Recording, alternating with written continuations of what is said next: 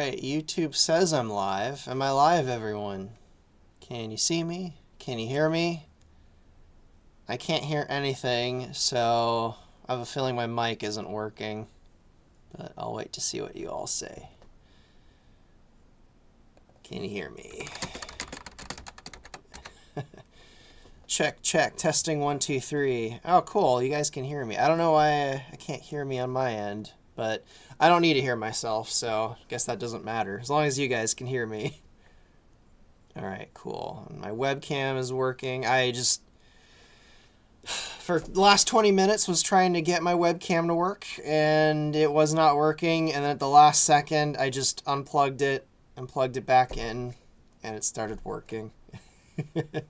9 times out of 10, that's a solution to a lot of computer issues, but yeah, so I'm not getting any sound, and OBS says I'm not live, but apparently you guys can hear me, and apparently I'm live, so all my stuff's lying to me.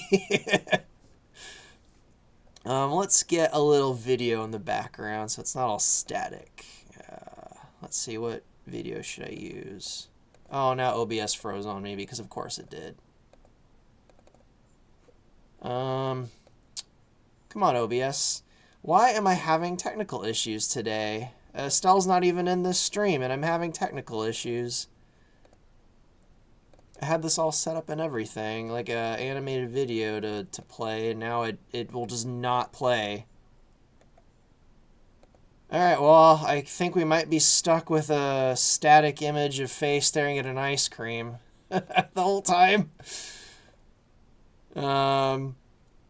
I don't know how big you want my wacky face. Guess I'll put it under the It's a Q&A.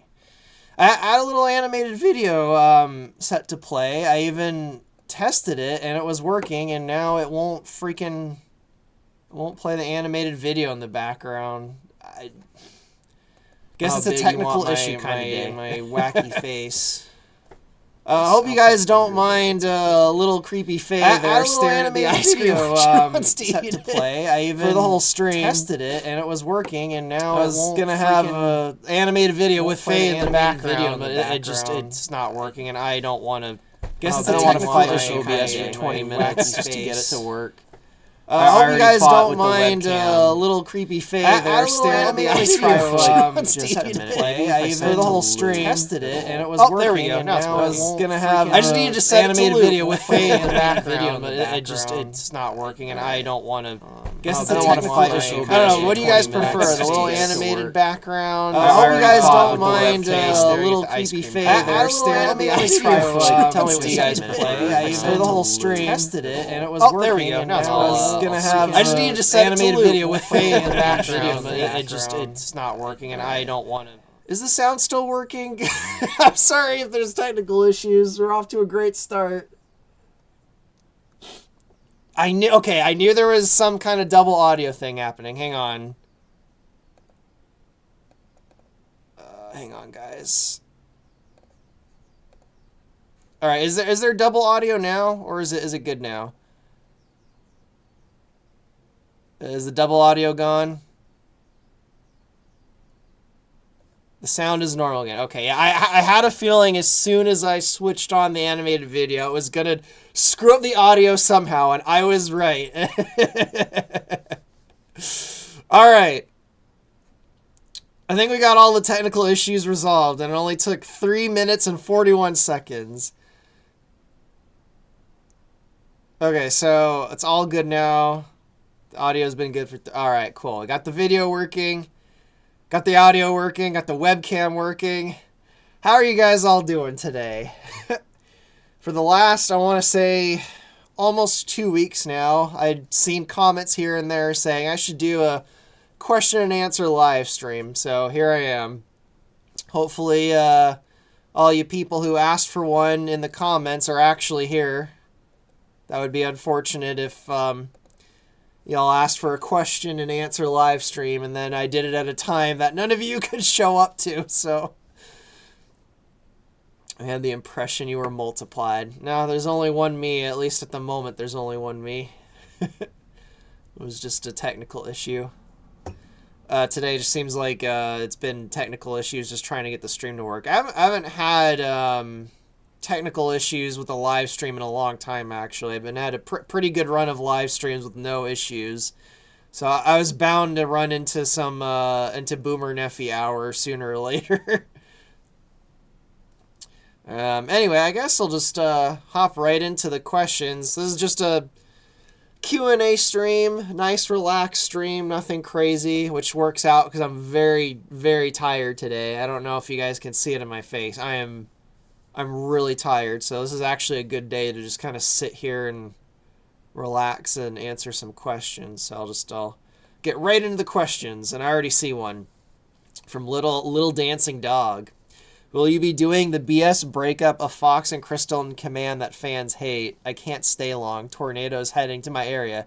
Oh my goodness. Well, I hope you get to a basement or the tornado just doesn't even go by your area. I have like I want to say a phobia of tornadoes, but when I was a little kid, I had nightmares of tornadoes for years until they finally went away.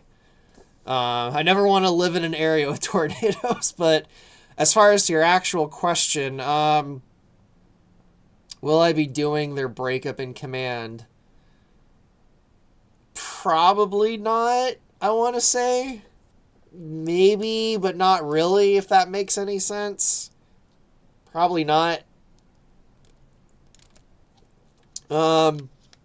If I did, I'd probably do something really freaking weird that isn't really like Command, although Command is already really freaking weird to begin with, but I would find an interesting angle if I incorporated it somehow. At least something I find interesting, which probably means half the people would hate it, but at the moment I'm going to say no, probably not, but I already had 4 confirmed tornadoes. Oh, that sounds like a childhood nightmare of mine. I hope you're okay, and I hope you got a basement.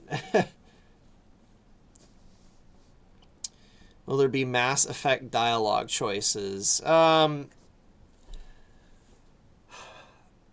Maybe. I believe something like that is kind of possible in the Free Space engine. I don't know if I'll go that far. Because Star Fox Command kind of had the whole Mass Effect multiple dialogue choices, kind of, and people didn't seem to really like that, although I liked that. I'm probably one of the only people that doesn't hate Command. In fact, it's kind of weird. I don't think I dislike any Star Fox game, even the weaker ones like Zero and Command. I don't know, I just kind of like Star Fox. It's really weird. Like, I'm really nitpicky and kind of spurgy about when other series like go off the rails and do weird and dumb stuff. Well, like a great example is Zelda. I just don't even really like Zelda anymore. But for some reason, I just seem to always like Star Fox, even when they make a lame game. It's just something about Star Fox. Could even be a bad Star Fox game, and I just kind of enjoy it for some reason. Let's see. What other questions you guys got? Let's see, question from Dragon Gamer 2670. Will we have more multiplayer or co-op for online or split screen for Event Horizon? Well, if I live long enough and the game doesn't take too long, I'm going to have your basic multiplayer modes like a dogfight. I'd like something kind of like the Star Wars Battlefront where you have like 2 fleets of ships and then you pick from different fighters and you kind of destroy each other's fleets. As far as co-op goes, people have asked this question before. I'd love it, but unfortunately it's not as simple as just throwing, unless I did something like the first Halo game where the second player is just kind of, because if you played I think Halo 2 was like, no, Halo 2 had the Arbiter. In the first Halo game, there's just inexplicably a copy clone of Master Chief. And then whenever like the cinematics kick in, the clone just kind of disappears.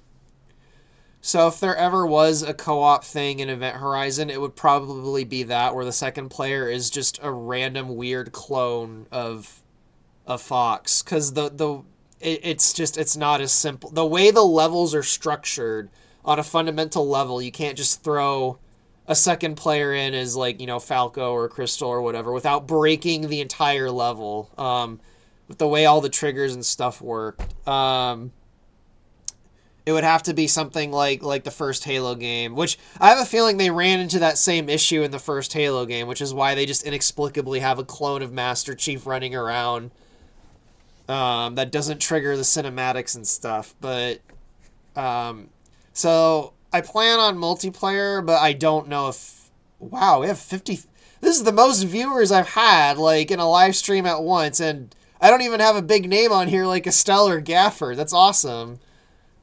I guess you guys really did want a Q&A stream. This is awesome. There's, like, 60 people right now.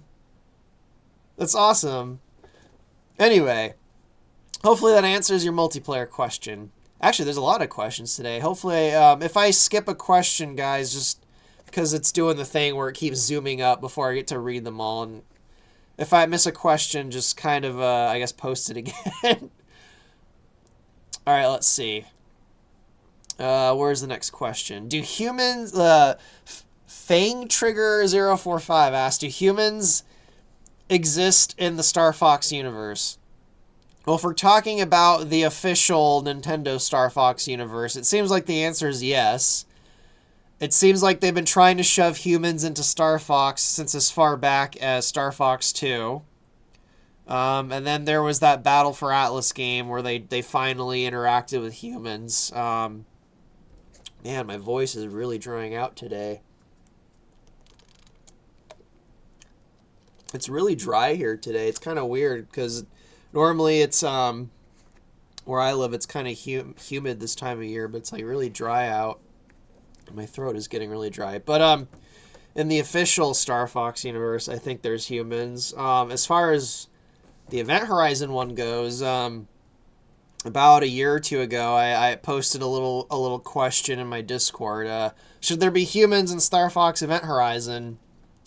And I don't think a single person said yes. I think everyone said no. So I don't think there's going to be humans in Star Fox Event Horizon, despite the fact that I was considering having humans. But the fandom kind of made it seem like that was a very terrible idea and no one would like it. So I'm kind of obliged to not have humans.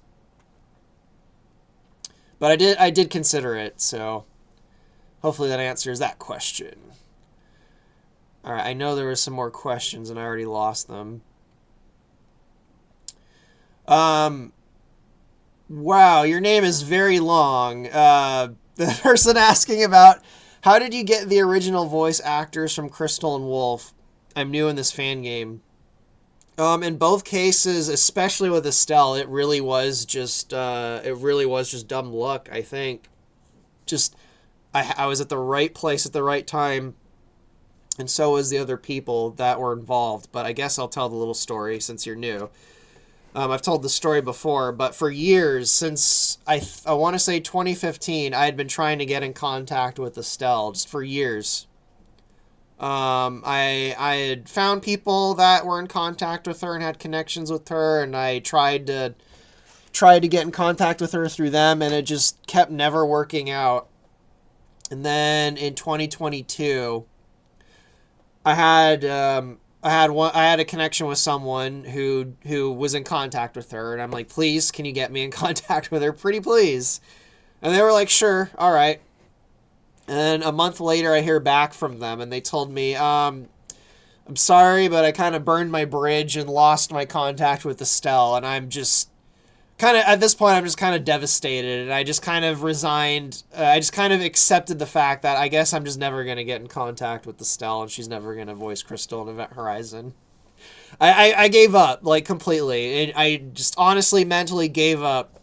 And then about a week later, just out of the blue, the guy, Gagnatar, who made, the Half-Life mod, where Estelle voices Crystal in the Half-Life mod, just out of nowhere messages me on Discord. I'd never heard of him. I'd never talked to him before. Just popped up on Discord. Hey, what's up? And I'm like, you're the guy working on the Half-Life thing, aren't you, with the Stell? And he's like, yep. And I'm like, please get me in contact with her. And then about 2 weeks after that, I got in contact with the Stell, and the rest is history. And with Jock Blaney, it was a similar story. Someone who knew him personally discovered the project and was like, hey, I know Jock Blaney.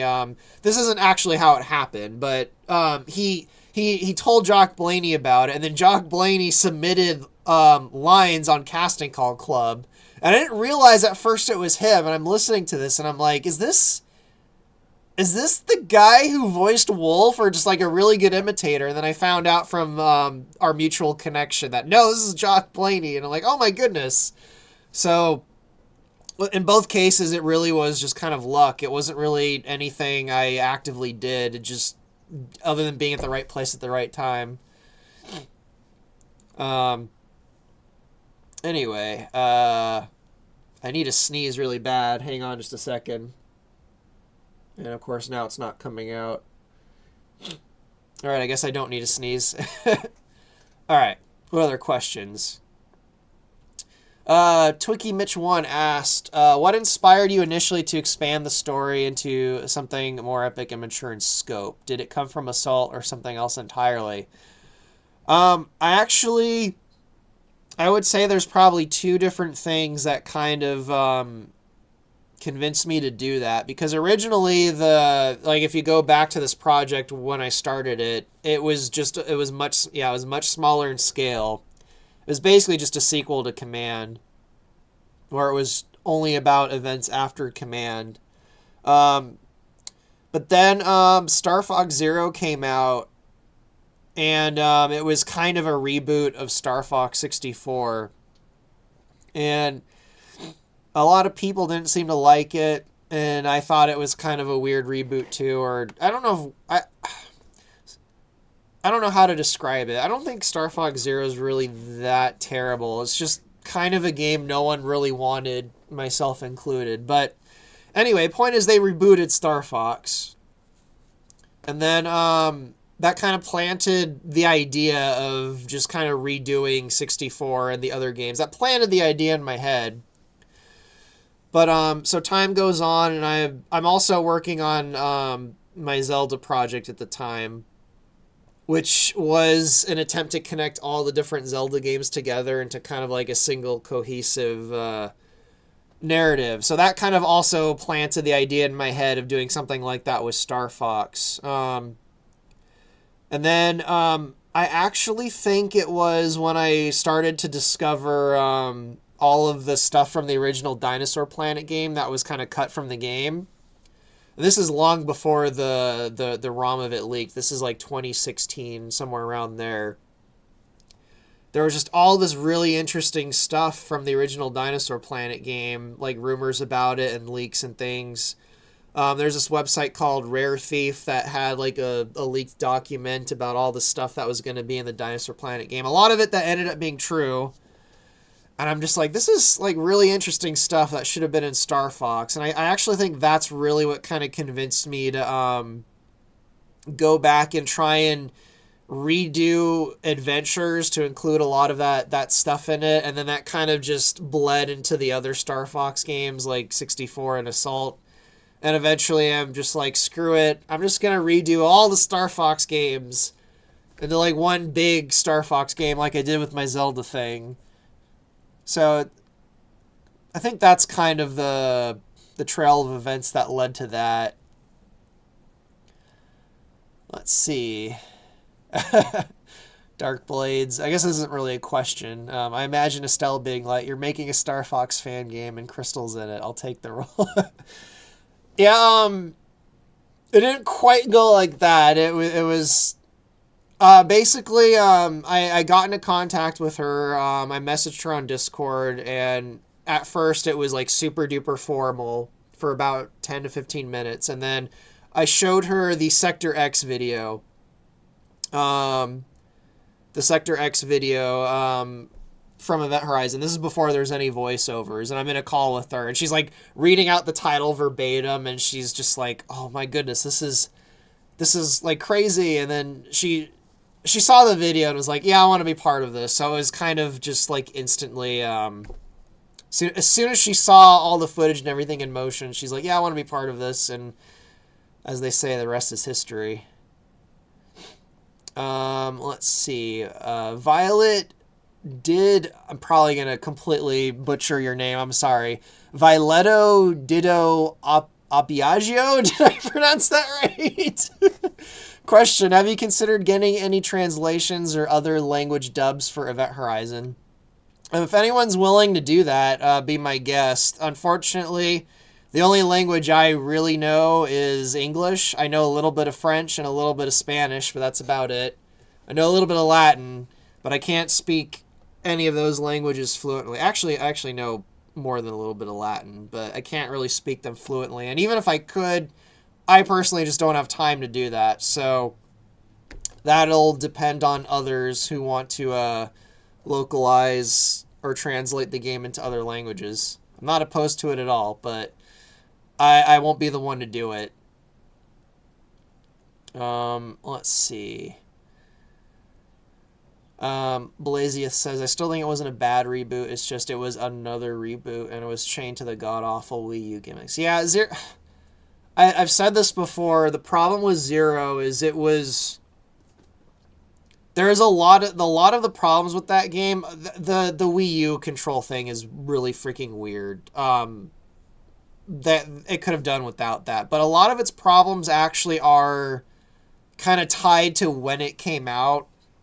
And they aren't really issues, now we're, a decade? I think we're 11 years away from Zero now. It's been over a decade, and a lot of those cultural zeitgeist problems connected to it aren't really an issue anymore.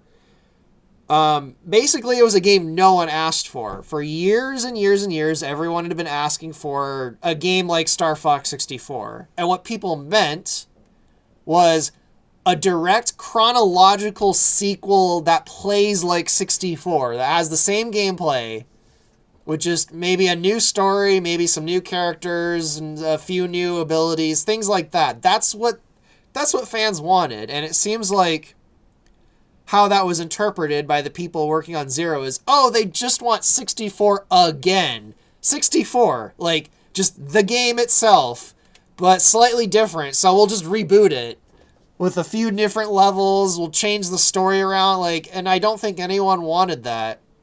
And then on top of that, you have the whole Wii U pad control thing where I can't even explain it, where you're like in a different direction, and it was weird. And then it was on the Wii U itself, which was a console that already wasn't selling very well, so like no one bought Star Fox Zero. I don't even think it sold 500,000 copies, and it was the wrong game at the wrong time that no one asked for on a console that was just wrong. It was just kind of a perfect storm of garbage.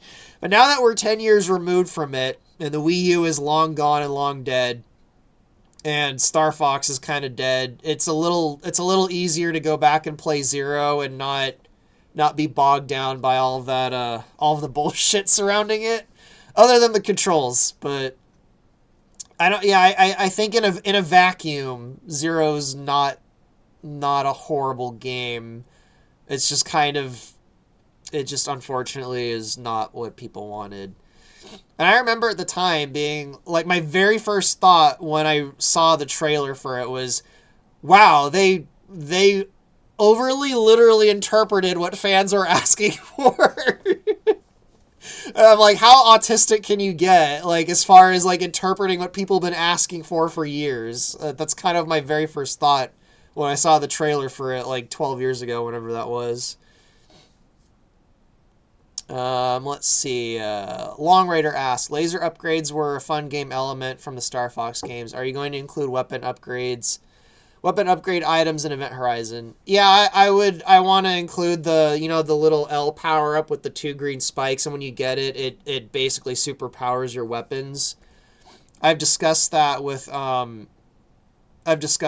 Astaroth on the Free Space Discord, and he seems to think it's possible. but it's kind of low priority right now, so haven't really done anything with that. But I'd like it in the game eventually. Zero's controls were a huge and steep learning curve. Yeah.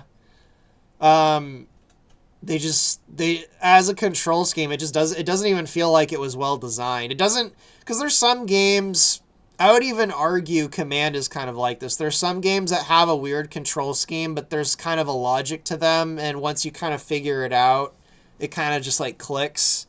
But Zero's control scheme really just feels like it's just stupid. Like it doesn't feel like a control scheme where like I just need to like kind of figure it out. It really does take rewiring your human brain to kind of get a grip on it, no pun intended. It's so strange. Let's see, love how you have a brother-sister rival type relationship going on between Fox and Miyu. Fox having someone like her to keep himself sharp. Yeah. For years I've struggled with what to do with Miyu, because there's just so little information on the character. Faye, for some reason, like clicked 20 years ago, but Miyu, I really struggled to figure out what to do with her, and it all kind of clicked like a year or two ago.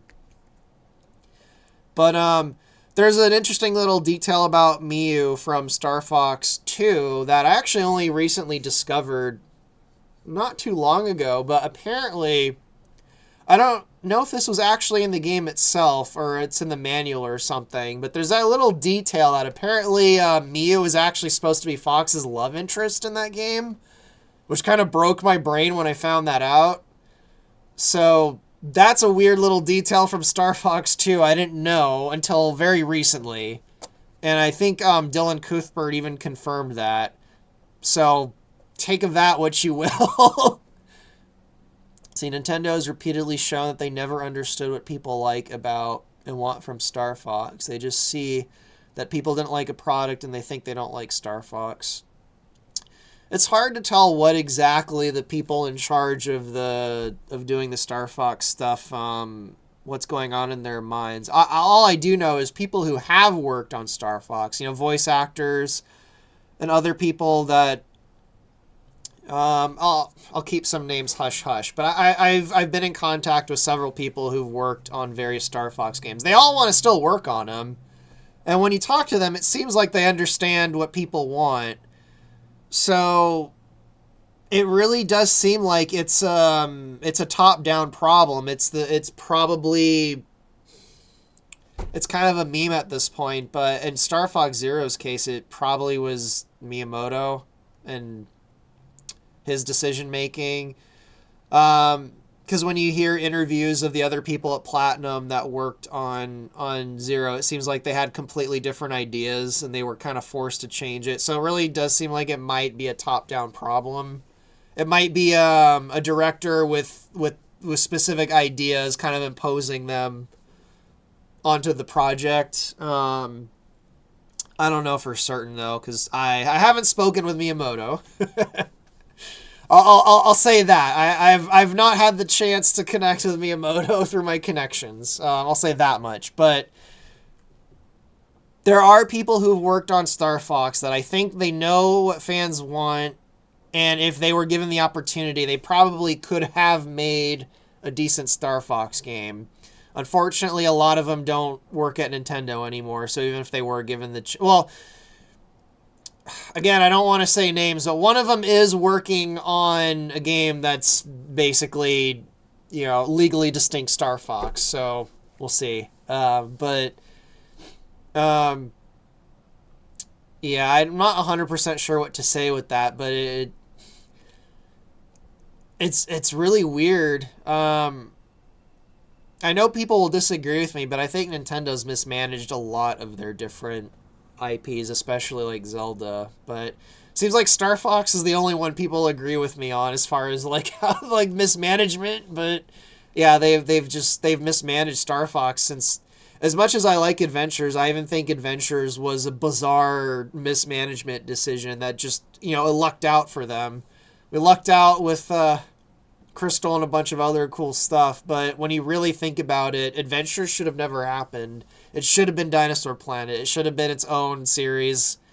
I've played the Dinosaur Planet ROM, and it's better as Dinosaur Planet, but I really feel like they've been mismanaging it since basically since after 64. Have been making very strange decisions. But that's my opinion. I don't control Star Fox, so I don't know what's going on in their heads. I'll try not to be too harsh on them. Let's see. Miyamoto always screws things up. I mean, again, I don't know all the insider details, but as an outsider looking in, it does seem like a lot of, not even just with Star Fox, like, there's kind of a really funny story with Majora's Mask where, now this is translated from Japanese, so I try to take translations with a grain of salt because I've often found English translations from interviews are a little bit bad. But Koizumi, there's an interview with Majora's Mask where he literally said he had to sneak the plot of Majora's Mask into the game under Miyamoto's nose. And then there's also that other famous story of that one Mario game where they had a very interesting idea for like a story-driven game, and Miyamoto basically shut that down. It was like, nah, no story in Mario. He's like allergic to the idea of plots in games, which is really bizarre to me. So there's things like that that kind of lend credit to the idea that some of these bad decisions might be directly connected to him in particular. But again, this is just as an outsider looking in. I don't know the details on the inside, so take what I say with a grain of salt. But there's also the fact he didn't work on... I don't think Miyamoto was involved in Command at all, so he's not tied to... Oh, no, he did. There actually is a funny interview about... there's a funny interview with Cuthbert and Miyamoto about Command, so never mind. I don't know. Maybe it is all just him. I don't know. But let's see. So remember how he screwed up Zelda 2, The Adventure of Link? It was originally going to be a new IP.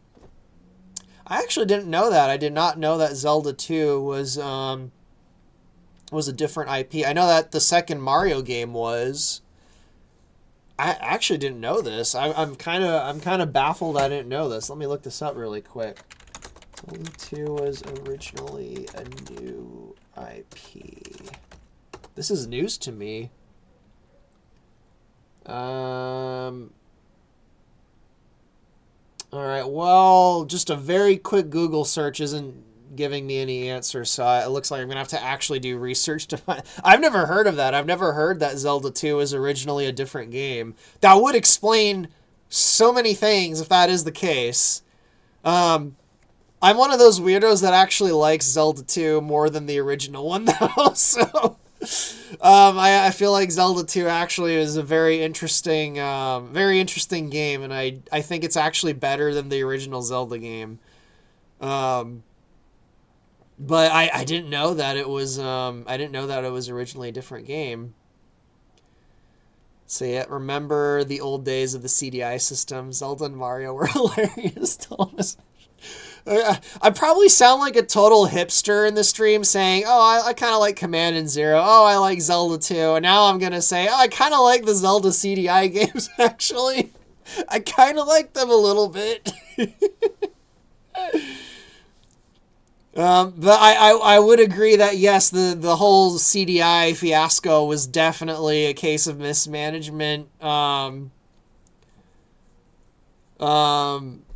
And kind of petty vendetta against Sony that, yeah, like turned into this whole weird thing that led to the CDI games. But I kind of like the Zelda CDI games, especially the first two, because there's, yeah, like you said, they're hilarious. They really are funny. And I know this might be hard for some Zelda fans to hear, but some of the newer Zelda games are way goofier than the CDI games. Like Skyward Sword is like a giant wacky comedy, that has, like, Groose is a CDI Zelda character. Like, if you look at Groose, he just looks and acts like a character pulled right out of the CDI games.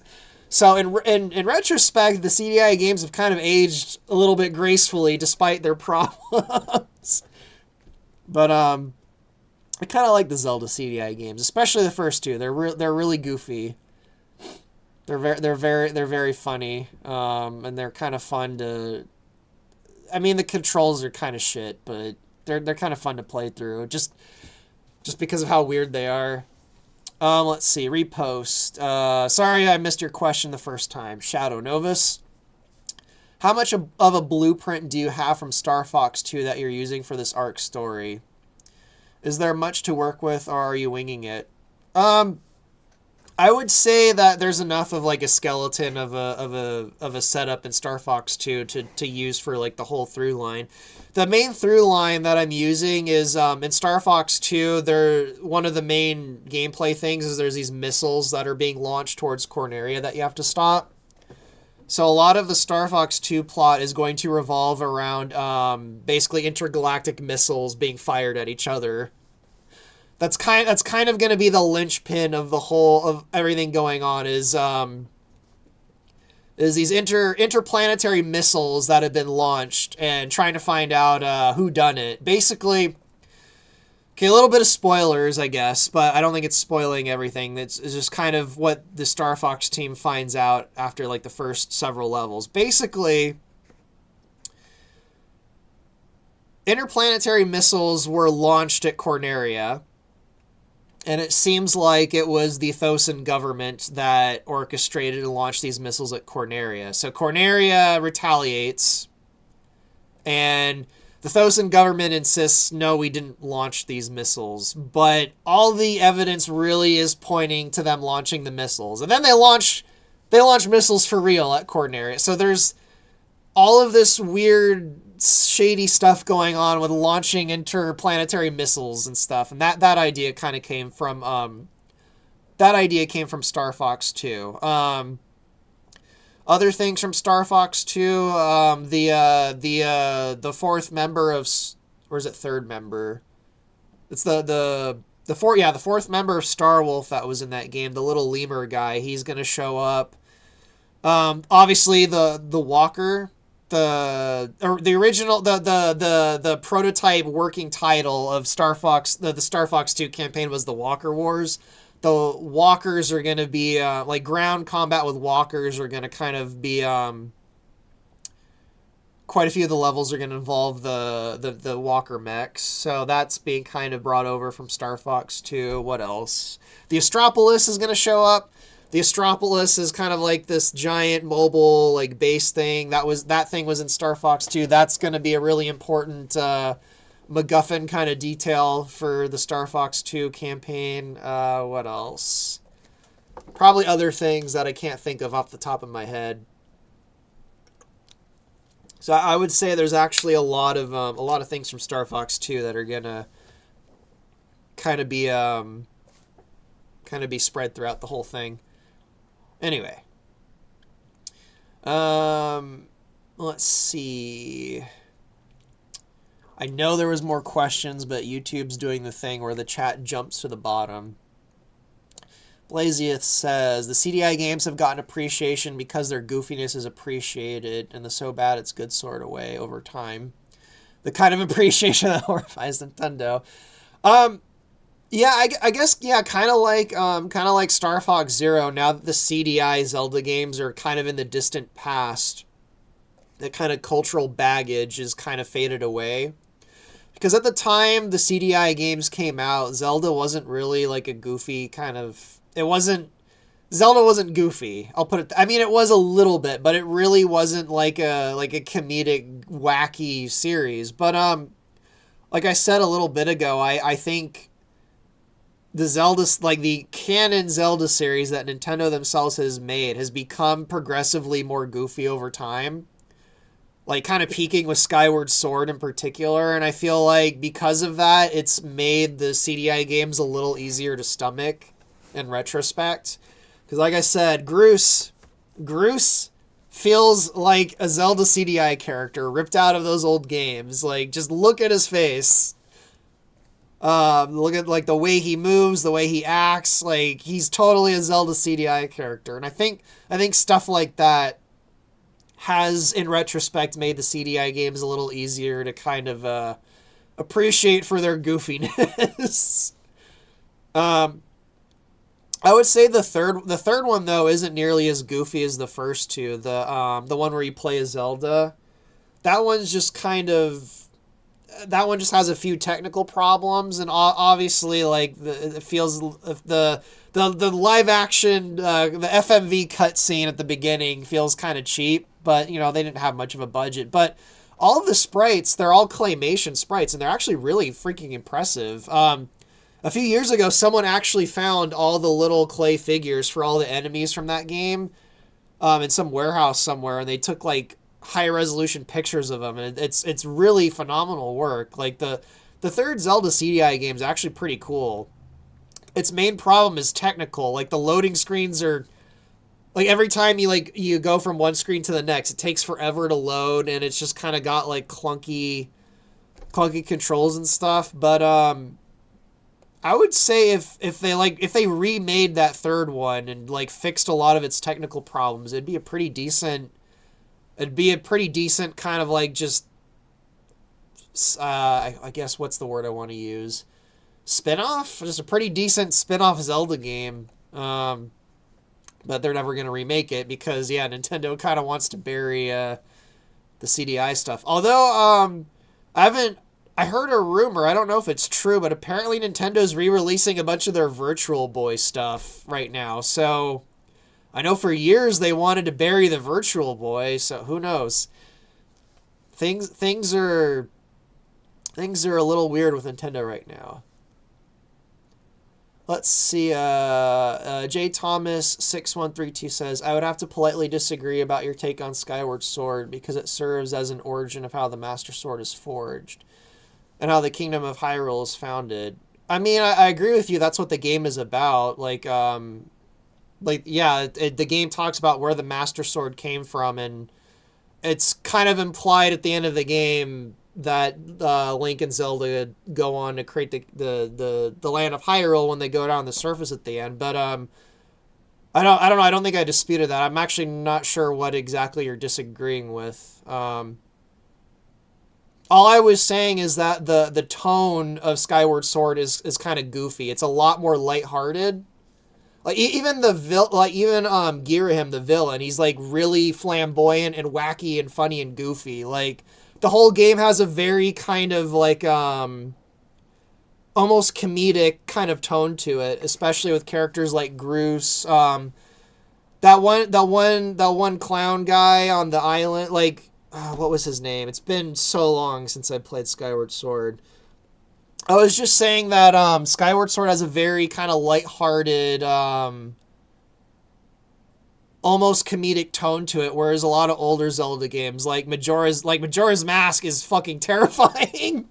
Like Majora's Mask is a fever dream nightmare. Like there's not really a lot of there is some humor in Majora's Mask, but it's usually dark humor. Like something horrible happens to someone and there's an irony behind it. It's fun. Like the whole game has this very oppressive atmosphere. Same thing with like Twilight Princess and even Ocarina of Time. Like basically the games kind of they don't really go out of their way to be funny very often, whereas I feel like the more recent Zelda games kind of do, especially Skyward Sword. Spirit Tracks had a lot of like comedic, goofy stuff in it too. And I think because of that, it's made the CDI games a little bit easier for people to kind of get into, because back when they came out, Zelda wasn't really seen as like a funny thing. It wasn't really seen as comedic. And the CDI games kind of felt like really jarring, like going from, well, they came out before Ocarina of Time, I guess, but like going from like the first few Zelda games, it kind of took themselves a bit seriously. And then you get into the CDI games and they're just like really, really funny and wacky. I think that was just really, really jarring for people in the 90s. Whereas now, if you play like some of the recent Zelda games where they're a lot funnier or like more comedic, the CDI games don't seem quite as jarring. But I don't know. I guess I'm not entirely sure what exactly we disagree with, unless you disagree with the tone. But I agree with you that Skyward Sword was a game about the origin of the Master Sword and Hyrule. So I don't know. I'm not sure what you meant there exactly. You might need to specify a bit. Let's see. Quinn Daniels 1928 asks, I know we can use different crafts, but is it going to be possible to occasionally play as different characters in the cast? Originally, when I was first making the game, that was actually the case, where you actually pick the different character, and it would change the way things happen and stuff, kind of like Command. But the game ended up turning into being about all of Star Fox instead of like this little kind of post Command segment, and it just kind of became unfeasible to have that many events constantly changing based on what character you pick. So eventually I shifted it to just being, you're Fox McCloud. Although I guess you could argue you're technically playing as Crystal in a lot of the Soria levels when you pick Kite. But I don't know if I'll make it so you can play as different characters in the main levels of the game. But I mentioned, though, if I get around to multiplayer, you'll be able to pick the different characters. Whether it's if I can get it to work in co-op, I'd like it to make it so that the second player could pick a character, but I don't know if I can get it to work that way. But like the dogfighting multiplayer mode and some of the other things I discussed, I think it'd be cool if you could pick the character. Let's see what else people have been asking. I just saw, I think the name was Takatomi. I was reading your question, and then YouTube did the thing where it launched the freaking chat down. So let me scroll back up. Takatomi was asking a question. There we go. Takatomi32. Can you give us a hint about what the campaign is about? Like, who's the villain? By the nature of the campaign, it's kind of ambiguous who the villain really is until the end. So for a lot of the Star Fox 2 campaign, it seems like there's multiple villains. It seems like General Pepper's the villain. It seems like the Thosan government is the villain. Venom might be responsible. There's a bunch of like pirates and mercenaries that are involved. There's the dinosaur character from Star Fox 2 that had a little cameo in the Moon Mountain level. That's gonna possibly be one of the villains. It's I don't want to say who the actual villain, the main villain in air quotes is, but it's gonna be kind of like a whodunit sort of a whodunit kind of plot where you're not sure who the villain really is until kind of the end. It's kind of like a mystery sort of thing where there's a bunch of different candidates, and I'm trying to think of like another movie example. I guess, I don't know if this is the best example, but a movie like Hateful Eight where you're not really sure who the actual villain is, and you start to sympathize with a character, and then you find out, they kind of did some bad things, and there's another character at the start where you're like, this guy is like a terrible like shithead. I don't like him. He's probably the villain. And then you find out, no, he wasn't. It's kind of like that where you're not really sure who the antagonist is for most of the actual orchestrator of events until towards the end. Of course, Fox is just going to blame Shears the whole time. I hope that kind of becomes a meme. Or when something bad happens in Event Horizon, Fox is just like, it's Shears. I know it's Shears. Somehow it's him.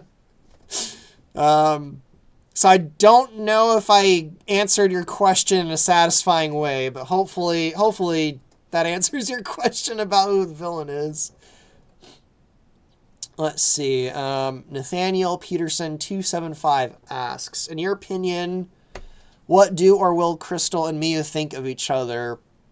What will their character dynamic be like? I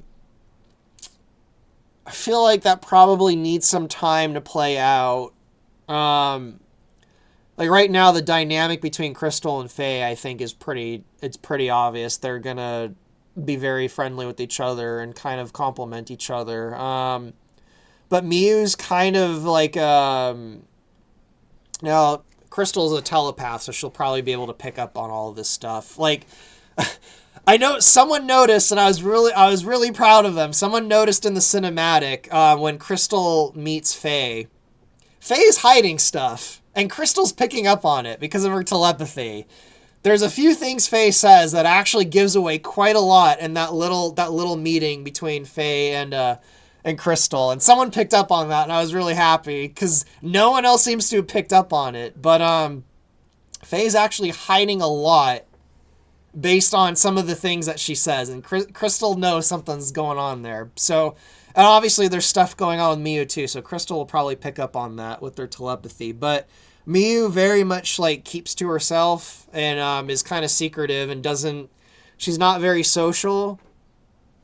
Like, I think she's even kind of annoyed at Fox when he's like, "Oh, I heard about your little fiasco," and she's like, "Uh-oh." Like, she kind of keeps to herself, so I have a feeling her and Crystal will probably be a little bit distant from each other, at least for a while. Not that they, like, hate each other or anything, just Miu's kind of, I don't want to say Miu's antisocial, but she definitely likes to keep to herself. And when she finds out Crystal's telepathic, that she might feel a little bit uncomfortable hanging around a telepath that can pick up on her emotions and stuff, and might give things away. But so I would say at least for the initial time that they know each other, they're probably actually kind of distant.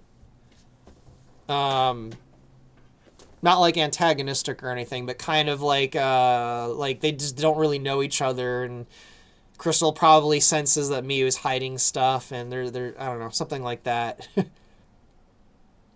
Hopefully that answers that question. I feel like that's going to become my new catchphrase. Hopefully that answers that question. I suspect I've said that like 4 or 5 times now. So you love the whole Star Wars Walker thing Star Fox is going for here. Yeah, I love mechs. I've always been, a fan of big stompy mechs. I love the entire Mech Warrior series. I might actually be sitting back here. I have the first 4 I have the 5th Mech Warrior game. I have it installed, but I still haven't played it yet. I love the Mech Assault games. I like mechs. They're cool. I like walkers. So obviously, at some point in my life, I have to make a game where you control mechs, and I'm like, it might as well be Star Fox. So, yeah, there's a lot of the Star Fox 2 campaign revolves around mechs. Obviously, Faye built them. So, I mean, the other factions have their own mechs that they use too, but the ones the Star Fox use are the ones that Faye built. Did it jump back again? I'm seeing that.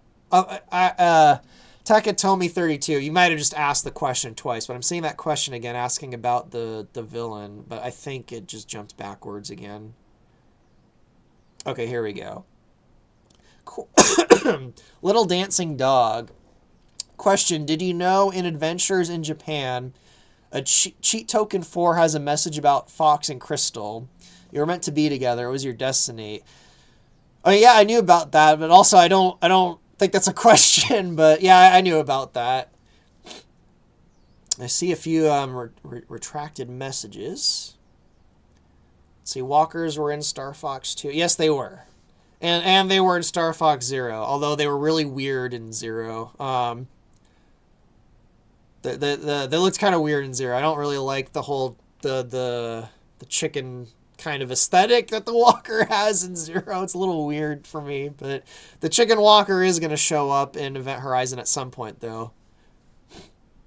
Okay, the chat definitely jumped backwards because I'm seeing the Miu and Crystal question again. Let me scroll down. Sinner's Remorse. Would you ever do an RTS Star Fox game? I really like RTS games.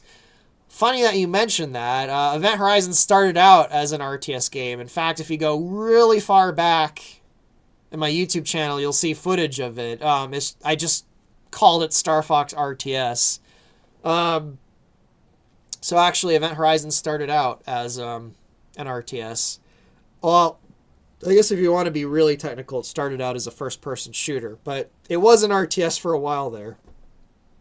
But when I discovered Shadows of Lilad in the Free Space 2 engine, I couldn't pass up the opportunity to make a Star Fox game where you actually fly around as an Arwing doing stuff. So I kind of shifted from a real-time strategy game to that. So to answer your question, if I have time, maybe one day I'll make a Star Fox RTS. I'm not opposed to it, but I don't think I'll ever have time to go back and do a Star Fox RTS game. But it's just funny you asked that question, because I was about 14, 15 years ago. Let's see. Yeah, if you're going to play CDI now, play the fan remasters. Yeah, definitely. There's also, oh God, what was it called? There was like a spiritual successor Zelda CDI game that came out like a year or two ago. I think it's called Arzette or Azette or something like that, where they got all the original voice actors from the CDI games, and they like kind of made their own legally distinct Zelda CDI game. I still haven't played it yet, but God, what was it called? I think it's called Arzette or Azette or something like that. And it's really funny.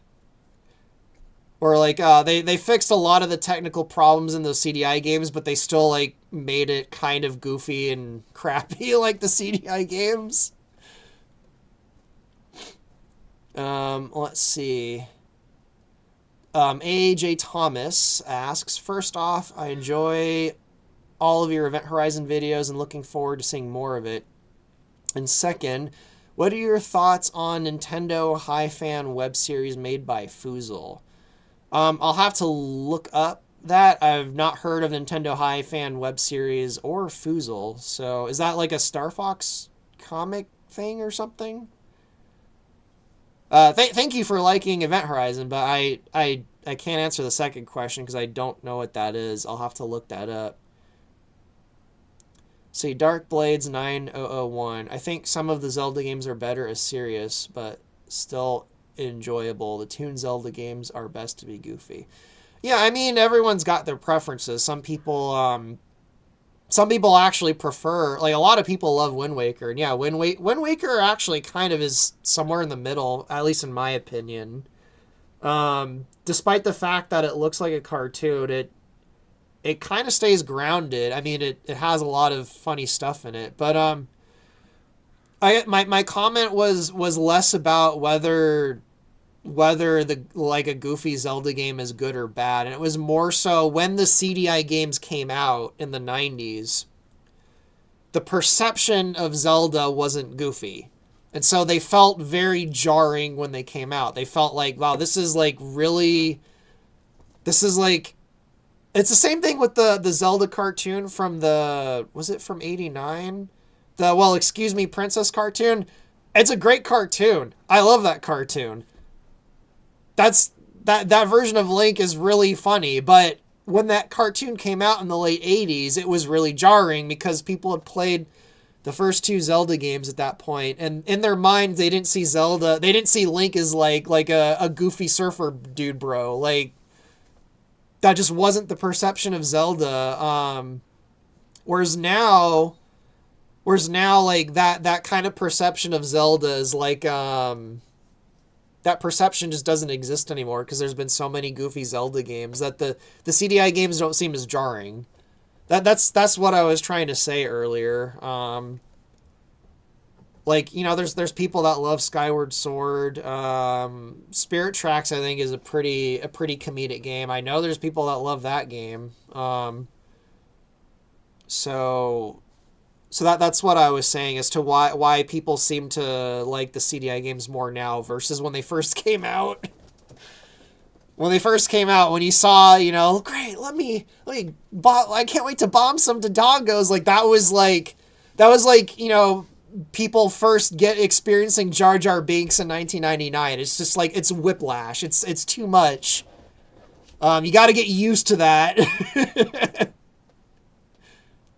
All right. Yeah, the YouTube chat keeps jumping up. It's jumping back up to the question about Crystal and Miyu thinking what they think of each other.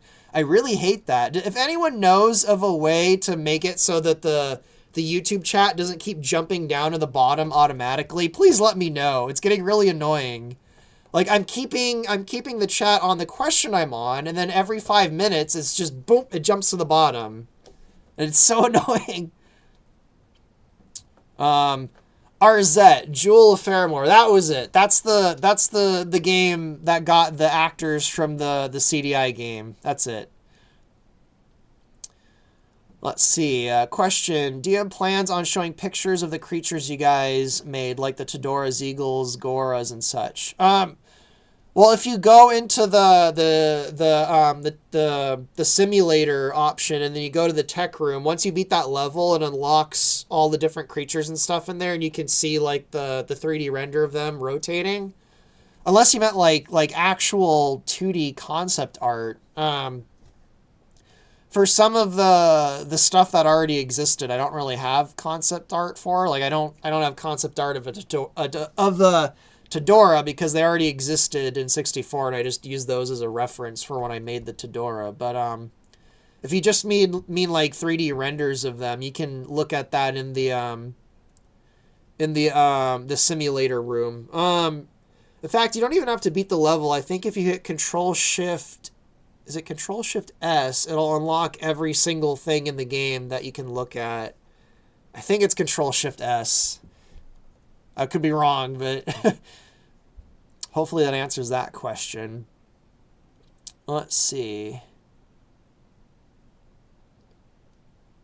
Well, excuse me, princess. Yeah, see, now people think the excuse me, princess line is like a really fun line, and they like it. But when that show came out, like, when people heard Link go, well, excuse me, princess, they're like, what? That's stupid. Like, it was jarring because there was, like, Zelda wasn't really like that when that show came out. But like I said, some of the more recent Zelda games, they're kind of goofy like that.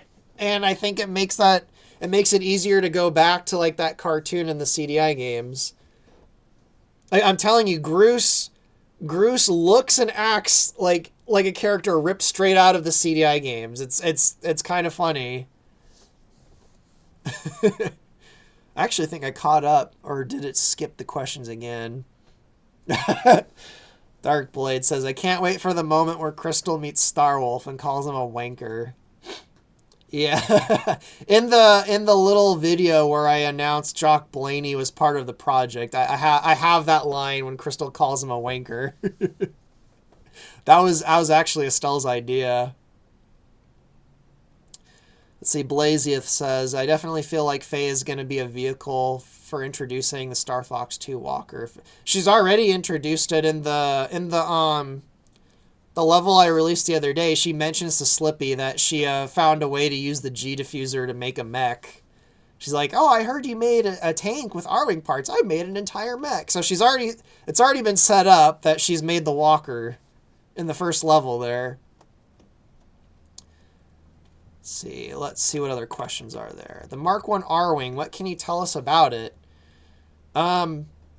It's the Mark 1 Arwing. It's the first Arwing design that was made by our Space Dynamics. It's the Arwing that James McLeod and the Star Fox team initially used for years until the Mark II came out. Mechanically, it's the worst Arwing. Like, it has the weakest hull, and it's relatively fast because it's so small, which is why Farah likes the Mark 1 Arwing. But what else can I say about it? I feel like that's the basic details of it. You can unlock it by beating the tutorial level, and then you can use the Mark 1 Arwing for the rest of the Lilat Wars. I don't know. You might need to get more specific about what things you want to know about it. That's kind of the general overview about the Mark 1 Arwing. See, Dr. E Magic 1600. I hope you get to my comment soon. I presume you mean an older comment, which, unless you just meant that one, in which case, there, I got to it. But let me look back and see if I missed a comment you made. Own Arwing 2. I'm not sure which comment you're referring to, unless it was that one, and you were just being a bit cheeky there. If you asked a question, Dr. E Magic, type it again, and hopefully I won't miss it again. But I'm not seeing a question or comment before that. Let's see, reposting. Escape pods leaving bigger ships that Fox and Co. blow up make sense in terms of lore, but they're inconvenient for... funnily enough, there is a script in Free Space 2 that to launch escape pods that a Star Wars mod uses. I use that script in the game, not for escape pods though. I use that script actually for when the bosses launch all of their fighter craft. So it actually is possible right now in the game to have escape pods that like try to zoom away, but that could be done if there's a demand for it. I guess that could be done, but in my mind, the ships explode so fast, no one really has time to get to escape pods. Like, the explosions are so huge and, like, over the top that I don't even know if getting to escape pod is possible in the Star Fox universe. But it's funny you mention that because there actually is there's a thing in the engine for escape pods. Let's see. Psycho Josh asks, was making Miu Latina inspired by Carmelita Fox from Sly Cooper? I have a confession to make. I've never played Sly Cooper. I know a lot about it via osmosis, and its, proximity to Star Fox, but I've never played Sly Cooper. I have to be honest, I have no idea where that idea came from, but I've always... Oh, actually, no, I do have an idea of where that idea came from. For some reason... Since as long as I can remember, when I heard Miu speaking, I heard Vasquez from the second Alien movie. I don't know why. I've always heard Vasquez from Aliens in my head when Miu talks. That's the answer. That's why. Even though the actress that plays Vasquez is not Hispanic or Latina, but I've always heard Vasquez in my head when Miu speaks. I don't know why. It's one of those weird autistic things that just stuck in my brain since, for 25 years now? So, yeah, there actually is a very simple answer to that question. I do know the answer to it. Let's see what other questions are there. I see quite a few. Are there going to be more achievements and unlockables in the future? Yes, Jeremy Gaming. There's actually one achievement in the game right now that you can unlock in the mission simulator by doing a barrel roll. It was to test to see if the achievement thing works. So there will be achievements in the game. Actually, if you go to the pilot screen and you click on there's an option somewhere in the pilot screen that goes to the achievements, and it'll show like a screen for all the achievements. There's only one in the game right now, and it's doing a barrel roll in the simulator. But there's going to be all different kinds of craft you can unlock. Like right now, you can, like I said to someone earlier, you can unlock the Mark I Arwing. But you'll be able to unlock all the different Arwings, a few of the different enemy craft, like the Bulls defense fighter with the shield bubble. You'll be able to unlock. There's going to be all different kinds of things you'll be able to unlock. So, yeah. Oh, someone, yeah, DarkLink1011 asked a very similar question right after that, too. Yeah, yeah, all the missions will be replayable with stuff you can unlock and whatnot. And you'll be able to unlock craft that you can bring, like, when you beat the Soria campaign, you'll unlock the retrofit Arwing, which you'll be able to bring back to the Lilat Wars, and you can redo the Lilat Wars with the Adventures retrofit Arwing. Same thing in the other direction. If you beat the Lilat Wars, which you probably will, most people will probably play the Lilat Wars first. You'll unlock the Mark II Arwing, which you can then use in the Soria levels, etc., etc. You think you get the picture. Let's see. Will we have an action cinematic with Mew Lynx as Fox, Saddle, and Crystal? I'm not sure I understand the last part of your question, but I'm sure there'll probably be some action cinematic that has Mew at some point. Off the top of my head, there's one towards the very end of the game. It's been in my head for years when they steal the Great Fox, but as far as the more immediate future, I can't think of any off the top of my head, but I'm sure there will be. I honestly try to keep the cinematics to a minimum in the game. I have one kind of long intro cinematic that I'm going to have at the beginning of each campaign. But other than that, I don't want to go crazy with, one, the cinematics. They take a lot of work. They take a lot of time to make. And I need to sneeze again. Hang on, guys.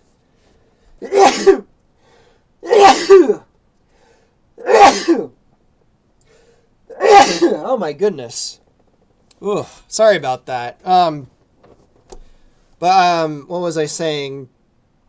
I actually try to keep the cinematics as short as possible, just because they take so long to make compared to everything else. But I think there will be more action kind of cinematics in the future at some point. The next cinematic I'm working on is actually probably a Lilat Wars one, where I think it's the one where Andros is giving orders to Galaxikos and the Shogun Warlord guy. I think that's the next one that's going to be done. Let's see. Did the freaking chat jump to the bottom again? I hate that. Let's see. The Ghost Leader 100 says, I think Peppy will be semi-retired. He won't be rusty after 2 wars. Was that the... No, that was... You're not the person who was asking if I saw your comment, I think. Let's see. Okay, no, Ghost Leader is not the same person. So Ghost Leader, I think you also asked, in a vague, non-spoiling terms, how will the friendship between Star Fox, Peppy, and General Pepper be tested in the sequel story? It's tested. I don't know if I would describe General Pepper and the Star Fox team as like friends. Like they don't like hang out. Like they're more like a professional business kind of relationship sort of thing. Like Pepper's been the guy who's been always willing to give them jobs. Like it hasn't been made explicit yet because, again, I haven't gotten around to the cinematic. But during the Adventures campaign, it's implied that the reason the Great Fox is so run down and stuff is that no one's been really hiring Star Fox after the Lilat Wars because, let's just say the media portrayed them in a bad light, so no one's really been hiring them. And then Fox kind of blew all of the money he made from the Lilat Wars trying to hunt down Shears. And because General Pepper is aware of, what happened during that whole fiasco, he still hires them. So he's kind of been like their... he's like the one guy who's always hired him. So they kind of have like this professional business relationship with him. But I don't know if I'd go so far as to say that they're like buddies. But obviously, with all the stuff going on during Star Fox 2, they're kind of raising eyebrows, like, what the heck is going on with Corneria and General Pepper and the Cornerian army? Like, what's going on? So, yeah, it's definitely tested. But obviously, by the time Assault comes around, there's some kind of reconciliation. But hopefully that answers that question. And I think you were asking something about Peppy later, but now I lost... Something about Peppy retiring. Peppy hasn't retired, although in the Star Fox 2 levels, he doesn't fly the Arwing anymore. That's because, if you, in the cinematic, Crystal mentions she wrecked her Arwing on Papatoon. So Crystal is actually flying Peppy's Arwing during the Star Fox 2 levels, which is why he's not in an Arwing. He's in the Great Fox in that one level when he first shows up. And then I think in Assault, that's one of the reasons he's just sticks with the Great Fox, because he's like, you know what? think I actually like just hanging out on the Gray Fox more than flying around. I'm getting too old for this crap. So he's not really retired. He's just kind of realized he's better. He seems to do his job better on the Great Fox than he does in the Arwing. Pardon me, everyone. I think I'm having allergies or something today. I'm sneezing like crazy. My nose is all tingly. Just random allergies out of nowhere. Let's see. Quinn Daniels 1928. I gotta say, I love the change that you did for the Blue Marine. Changing it from a one-man sub to an all-hands-on-deck submarine was a great decision to justify the voice comms for Aquas. Now, I don't know if this is the case, but I actually thought that's how the Blue Marine was in Star Fox 64. I always assumed that they were all just in the submarine in 64. Like, even the line when Slippy says, we got lots of torpedoes. He says we, and I don't know if that's a translation thing from Japanese that was translated oddly, but that makes it sound like that Slippy's also in the Blue Marine. Like, we got lots of torpedoes, Fox. Let's use them. So I always just assumed they were all in the Blue Marine in 64. I never thought of it as a one-man sub. I thought in official Nintendo canon, I thought it was an all-hands-on-deck vehicle, but maybe I'm wrong and it is a one-man sub. I don't know. Little Dancing Dog says, what do you think of Star Fox Assault's Wolfen design? I think it's fine. I think I prefer the 64 design. The 64 design feels kind of like beefier and bulkier. The one in Assault feels more... what's the word I'm looking for? Not frail, but kind of, man, what's the word I'm looking for? I can't think of the word, but I think I prefer the one in 64. But the Assault design isn't that bad. Actually, I like a lot of the designs in Assault. And the reason I like a lot of the designs of ships in Assault is they really... It's the same reason why I like Star Trek The Next Generation's aesthetic so much, is the aesthetic of Assault. It really feels like the universe of Star Fox is like moved on, and it like time has passed and it's kind of more in the future. Like everything in Assault has a more sleek, almost kind of like Gundam kind of look to it, versus 64 where everything's kind of like run down and boxy and everything looks like it's going to fall apart. So I really like how in Assault a lot of the designs feel like sleeker and more futuristic, and they just look kind of cleaner. And it really gives this sense that time and technology has advanced quite a bit since 64, and I like that. That's actually why I like Star Trek TNG so much, and like that aesthetic from TNG's, because it really feels like, wow, 100 years have passed since the old 60s show, and like technology's really advanced, and the aesthetics like kind of reflect that a lot. And not a lot of shows do that. Sci-fi shows. Not a lot of sci-fi shows do that. Like, great example, Star Wars. You have Knights of the Old Republic, that whole era, and then you have the movies, and it's like everything looks the same. Like, there's like no sense of, there's really no sense of, technological or aesthetic progression at all in Star Wars, which is fine. Star Wars isn't really about like the advance of technology. Star Wars is a lot more mythical, and there's clearly like a cyclical thing going on in Star Wars. So it's not really it's not necessarily a bad thing that sci-fi doesn't do that. I like it when sci-fi does that, when there's this real sense of like time and real sense of time passing, I guess you could say.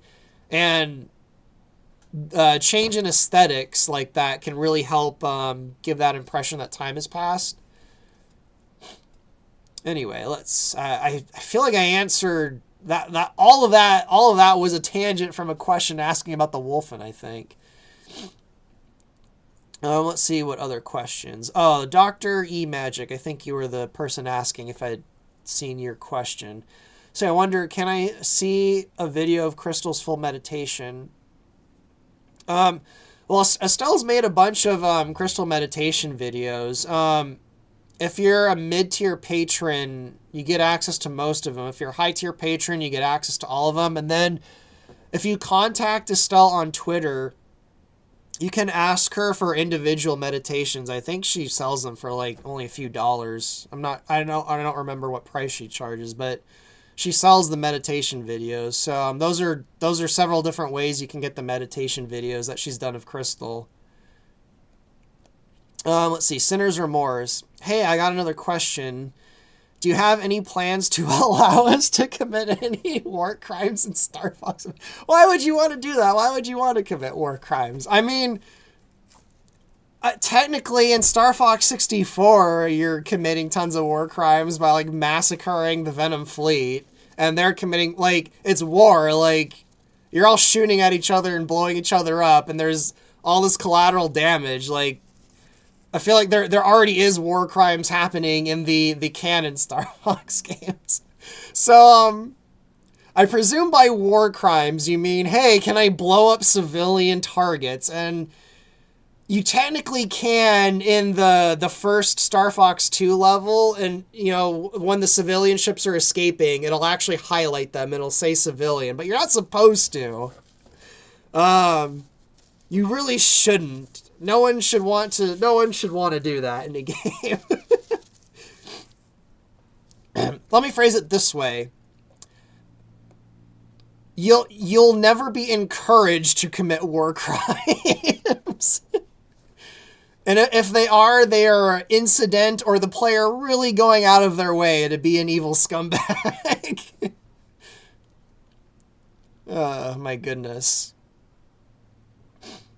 I'm not surprised someone asked that question. Hey, can we commit war crimes in the Star Fox game? Let's see. Crystal Kingdom General asks, which Soria level will be the next to be fully voiced? It'll either be the Thorntail Hollow or the Twilight Marshes. One of those two will be the next to be fully voiced. I'm not sure which. It depends on which actors get their lines in. The next level in general that will probably be fully voiced is Titania. That's the one most of the voice actors are doing right at this minute is Titania. Both the daytime and the nighttime version of it.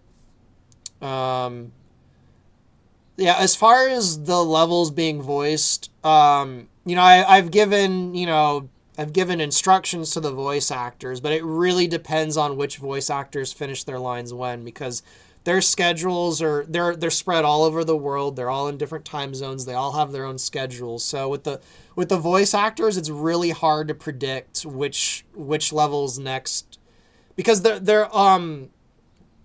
because there's different voice actors doing, in different levels. Like most of the Soria campaign has, Kite and Tricky, whereas none of the Lilat Wars levels have them. So sometimes, those levels get done before the Lilat Wars ones. I did an exception, though, with the Star Fox 2 level. I told them, like, guys, this first Star Fox 2 level, we got to get this one fully voiced before anything else, because it's just that cool.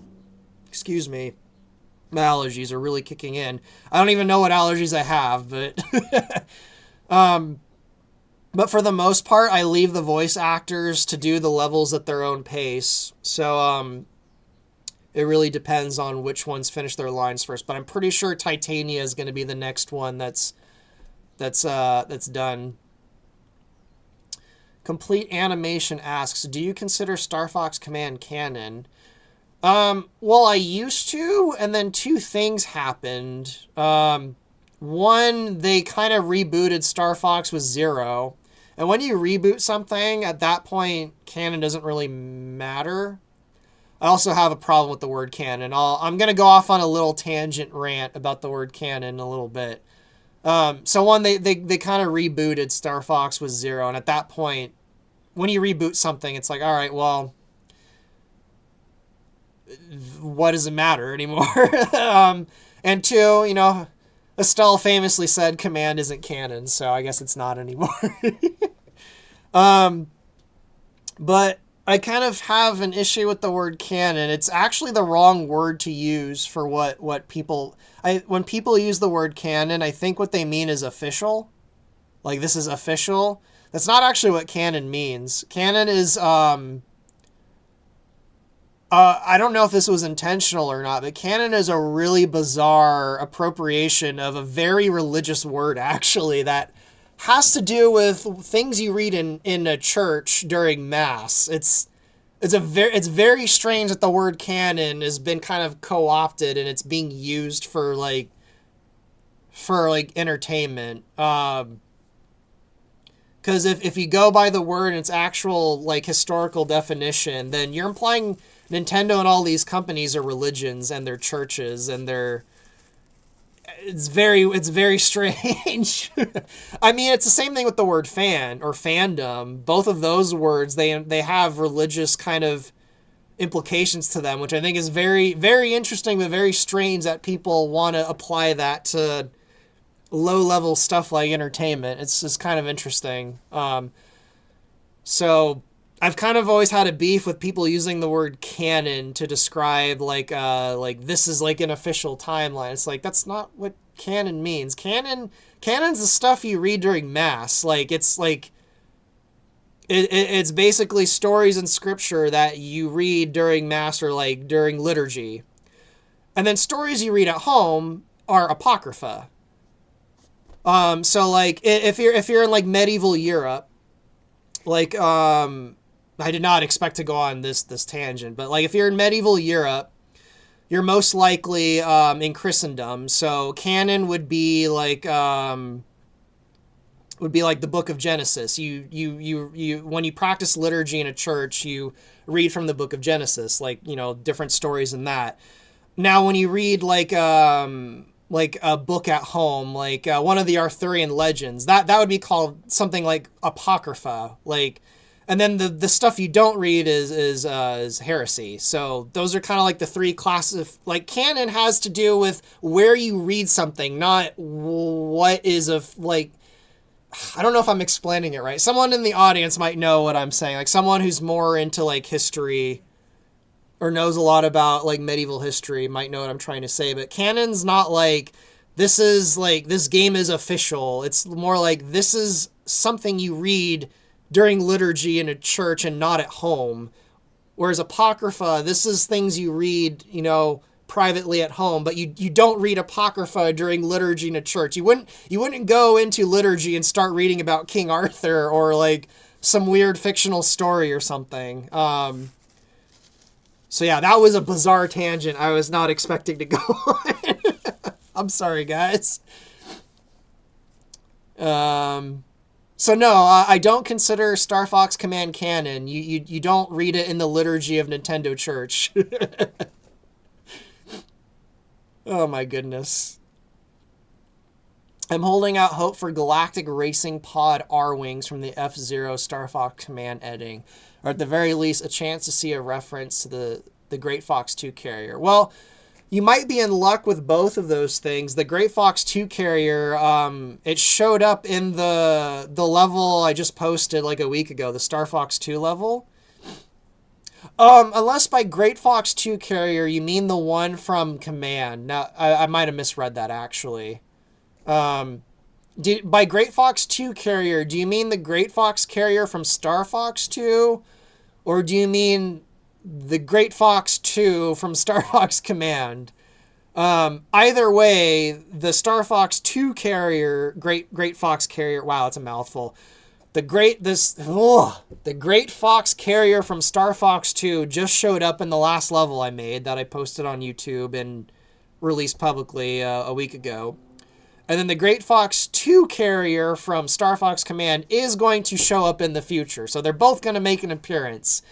As far as racing Arwings or just racing in general, this is really, really low priority. But I was thinking about this just the other day. Racing stuff might actually be possible in the Free Space 2 engine. And I would really like just kind of a small like racing minigame that's centered around Farah. Because I'd like an excuse to have more Farah in the game. Because in the backstory of Star Fox Event Horizon, she was part of a racing circuit with hover cycles. which is actually Fox was too. You know, he mentions when he meets Crystal, like, oh, I used to have one of these Cornerian bikes when, you know, I was a teenager. It's because him and Farah were briefly part of a racing circuit.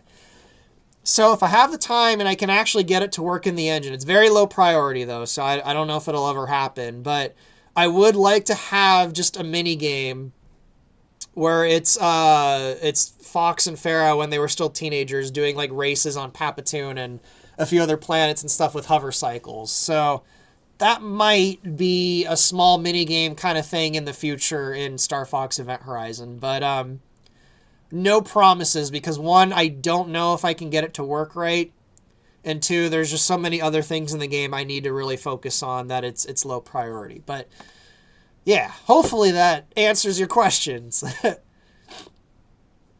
All right. Let's see what other questions there are. Platinum Lucario asks, question, I know I asked this plenty of times, but will there be a prequel story to the 64 story? Kind of like with the racing thing, like I was just talking about, if I finish the game and I finish all my high priority stuff, I might go back and do a little campaign with the first Lilat War with James. So no promises, but that might be a thing in the future if I have enough time after I finish the main game first. And then, there's a lot of questions. Crystal Kingdom General asks, I recall you mentioning a cinematic after the mission where Shears kills Farah. Any update on that? I don't know when I'll get around to that one. The next cinematic that I think I'm working on is, it's one earlier in the Lilat Wars when Andross basically it's the very...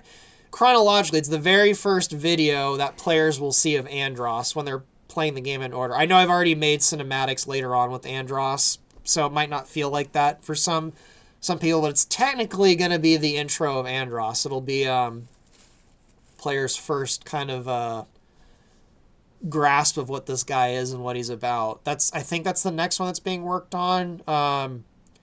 I've flirted the idea of the intro cinematic for Adventures being done next. I feel like I should probably just do all the intro cinematics first before anything else, but we'll see. As far as the one you're talking about, I really don't know when I'll get around to that one. Maybe when the voiceovers are done for it, because I need the voiceovers to be done for cinematics to actually do them. So the way the cinematics are done is also kind of dependent on the voice actors and what lines they finish, because I need their lines to lip sync some of the cinematics too. And no one's done lines for the cinematic you're talking about, but a lot of the lines for the one I was talking about with Andross are done. I think I'm getting hiccups now, so I'm sneezing, I'm getting a stuffy nose, and now I think I'm getting hiccups. I don't know what's going on with today. Let's see. Ghost Leader asks... I guess it's not really a question. Thanks for the answer about the relationships between the characters. I didn't know that Fox used so many resources to hunt Shears down. Yeah, I don't think I've said it in a live stream yet, and it hasn't been mentioned in any of the videos I've released or in the game yet. But in the intro cinematic of, whenever I finish it, the intro cinematic for Adventures, it's kind of implied he wasted most of his money that he earned from the Lilat Wars hunting Shears all over the galaxy. And that's actually one of the reasons Falco even left the team. He's like, you're wasting, dude, let it go. Shears got away. Basically, he went Captain Ahab on Shears. And he wasted the last several years trying to hunt him down. It kind of started pushing everyone away. And then, he's almost broke. And then, fortune would have it, he might be on Soria. And then this whole Soria thing happens, and it kind of snaps Fox out of it. And things start going well for the Star Fox team, I guess I should put it that way. Soria's kind of... I don't want to get too much into all the metaphysical, symbol stuff, but Soria's kind of like this exile and renewal sort of thing going on for Fox McCloud. Anyway, Yeah, you didn't ask a question, but I feel like I ended up answering a question anyway. See, Blazia says the dialogue in 64 definitely feels like it's implied there. Yeah, I don't know about the Japanese dialogue, but in English it definitely makes it sound like they're all manning the sub. I think there's even the line when Falco's like, "This thing will never hold together." Like it feels like in the dialogue they're all in the sub. I could be wrong, but I always assumed they were, and I carried that over into my game. See, Ghost Leader, again, not a question, but comment. That and the media smearing Star Fox to agree. This does give the overall story quite a twist. Yeah, and it was Shears who used the media to smear, spoilers. Shears basically has been recording all of the events going on during the Lilat Wars. And so is Andros. Basically, Venom in general and Shears in the news, they record all of the events that happen in the Lilat Wars. And as the media does, they spin the whole thing to make it look like... They spin the whole war to make it look like Venom was the victim and the Star Fox team was just kind of like gung-ho, like with all this collateral damage and stuff. And they kind of ruin the reputation of Corneria and Star Fox. Colonel Shears does, because, Andros is dead at that point, so it's really Shears who kind of unleashes the whole media storm on them.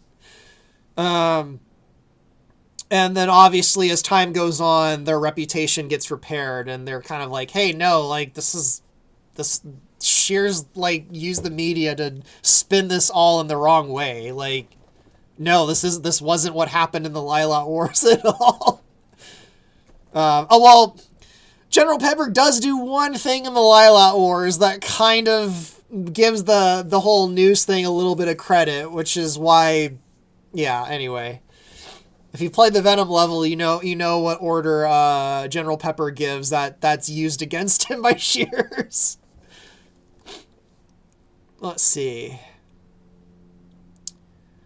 To Ice Cream Man, I wonder if I can see 2 videos of Crystal's full training flying around along with their Arwing for the first time. Do you think you can make that too? Maybe one day I'll make the video when Crystal totals the Arwing on Papatoon. That might be funny. Maybe I'll do that. Let's see. I actually think I'm behind in the chat now. I think the chat stopped zooming in the bottom. So now I'm like really far behind. Actually, how long have I been going? Let's see. Oh, already an hour and a half. Wow, I'll probably go for like another half hour. If my stomach doesn't start growling, maybe I'll go for another hour, but I'll probably go for another half hour. 2 hours is usually when I start to get a little wiped out from these live streams. See, little dancing dog. Gotta go. Tornadoes nearby. I all my prayers to you, man. I couldn't even stand living near tornadoes. Get to the basement, man. Oh, man. Yeah, I get a little nervous when I play the Titania levels and there's some tornadoes in the background. I know people say that because I guess I'm kind of doxing where I live. I live in earthquake territory. To me, earthquakes are like no big deal. But I know people who live in tornado zones who are just like, tornadoes are no big deal. But they're like, how can you live where there's earthquakes? So maybe, I don't know, maybe it's just a thing where like when you live where there's certain natural disasters, you just kind of get used to them. Like I don't know, like, actually the voice actress who voices Faye, she used to live in a tornado zone. I remember 20 years ago, a tornado destroyed part of the school she went to, and she didn't seem that fazed by it. I'm just like, I would just be like, I would not want to go anywhere near that school if that happened, to like a tornado destroyed it, like... So I don't know. I guess maybe if you're from a place with tornadoes, they're not nearly as big of a deal, but you might be baffled by earthquakes. Whereas me, I grew up around earthquakes, and to me they're just kind of normal. Whereas a tornado, I couldn't intentionally live in a tornado zone. I think I would have trouble sleeping like every night. Like, oh, is the tornado gonna come tonight? Let's see what else. I see Platinum Lucario saying, I'm pretty sure he has Squadron Sigma as an original game, so if that happens, I'll focus. So I'm guessing I missed a question where someone's asking about an original game. Oh, no, okay, yeah, I see, yeah, people were mentioning, my other game, it's kind of a backup for, it's a backup for the Star Fox game in like the worst case scenario. But, you know, when Event Horizon is finished and everything, I'm going to work on that. I'm going to do that game next anyway. So that game's happening one way or another. Oh, someone mentioned Procyon War expansion level pack, huh? Maybe. What I think I'm going to do, because it'll probably be easier to do, if you've played the Rogue Squadron games, which were, you know, a really big influence on Event Horizon. There's bonus levels you can unlock in the Rogue Squadron games that aren't like full campaigns, but they're kind of like little slices of different events. Like there's a level in Rogue Squadron, I think it's called The Revenge on Yavin, where you unlock this one level that's you're Darth Vader and you're wiping out the rebel base on Yavin after they destroyed the Death Star. So I might do things like that where like, oh, here's the Battle of Andor from the Procyon Wars. Like just one level that's like a slice of these different events. I might do something like that rather than like a full campaign. But I don't know, we'll see. I don't think I'll ever do a full Procyon Wars campaign.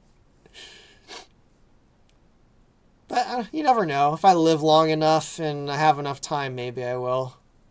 I really do feel like once I finish like the main Event Horizon story levels, though, I feel like at that point I really do want to move on to my own original stuff. I really feel like I should. I feel like I should have moved on to my original stuff already. But the Star Fox thing's going so well. I gotta. Like, all you guys, like, there's so many people that seem invested in Star Fox Event Horizon right now. It's amazing. Like, I feel like I have to keep it my focus right now and not my original stuff. I've barely worked on my original stuff at all in the last year at all. It's been all Event Horizon, and I've enjoyed it. I've really liked it. I love working on the Star Fox game. So I don't know when I'll get around to my original stuff now, but my point is, all this extra bells and whistles, I might intentionally stop myself from doing that to move on to original stuff after I finish the main game for Event Horizon. I might not, but at the moment I feel like I should do that. I should move on to my original stuff when I feel like I'm repeating myself now. I think you guys get the point. Let me stop repeating myself. See, Leo Cutridge. Ooh, I'd love to see a racing sub game of some sort. Yeah, I think I literally, 20 seconds ago, I was just talking about, I don't think I should add all this extra bells and whistles to Star Fox Event Horizon. And now I'm like, yeah, I want a little racing mini game in Star Fox Event Horizon. I don't know if it'll make it in, but I would love a racing game, like a racing kind, like just a few different race tracks that are themed around Farah and her whole racing circuit craze thing. I think that'd be really cool. And then, there's other different hover bikes and racers in it too. We'll see. I gotta focus on the main game. Let's see. What other questions are there? I think it did the jump again where it jumped to the bottom. Let's see. I guess in that context, people mean it more like the gospel of the established lore according to the actual artist company. Well, I mean, even using the word gospel is a weird word to use, because gospel just means good news. Like, even the word gospel itself, it comes from gos and then spell, like actual, like a magic spell, like spell, like it, which I don't want to get into a whole etymology thing, but gospel just means good news. It's actually a more mundane word than I think people think of it. I think people mean official. Like, yeah, like this is a thing that the creator of this thing was involved in, and they consider this official, and this other thing they don't consider official. So It's almost kind of like an anti-death of the author sort of thing, which again is weird with Nintendo because a lot of the original creators of these things aren't even involved in them anymore. So even that, I feel like official is probably the best word to use. Like, this is the official, like, Star Fox Command is official Star Fox. I feel like that's probably the best word to use. But yeah, the gospel, I feel like, is a weird another weird word to use for what people mean. I don't know. Am I being like a grammar Nazi here or something? Am I being a little bit too spurgy about the words people are using? I feel like I might be. I know the meaning of words changes over time, and I'm not really arguing against.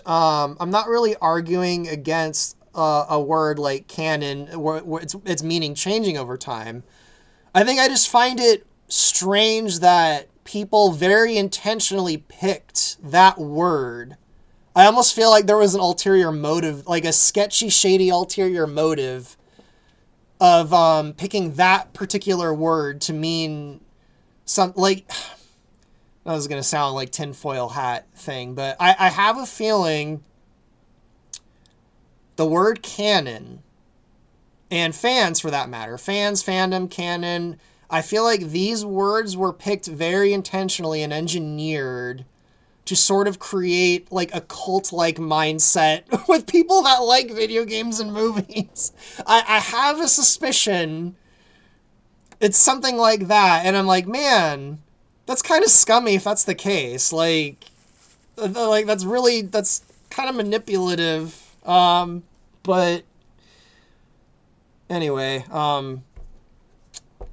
yeah, we're going on some very interesting tangents today. Anyway, let's see what other questions I missed. Let's see. Bringing up Venom Airways mission. Now, okay, what? I'm not sure what that's referring to. That's quoting someone else. I must have missed something in the comments or the chat. See, Dennis Wake mentions Command had no canon. Multiple ending games are always hard to canonize. Yeah. I mean, usually what happens is they'll pick one of the endings and, like, this is the official ending, and the rest are just, like, what ifs.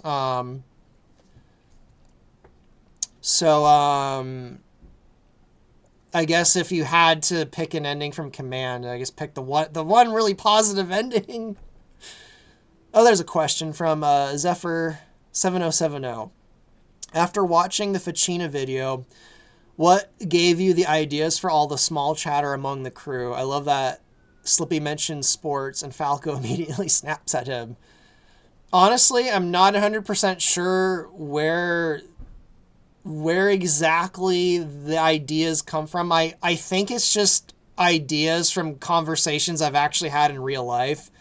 I know for certain a lot of the things Crystal says or thinks just came from, like, incidental conversations I had with Estelle herself, or, like, conversations I've seen her have with other people, or, like, witnessed or whatever, like, when she does interviews and she'll, like, say or do something. I'm like, that's something Crystal would probably say in the game.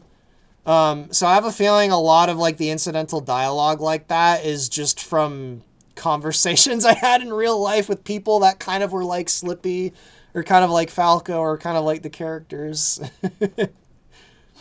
I'm trying to think of what in particular made me think that Slippy would be really into sports. I'm not sure where that came from.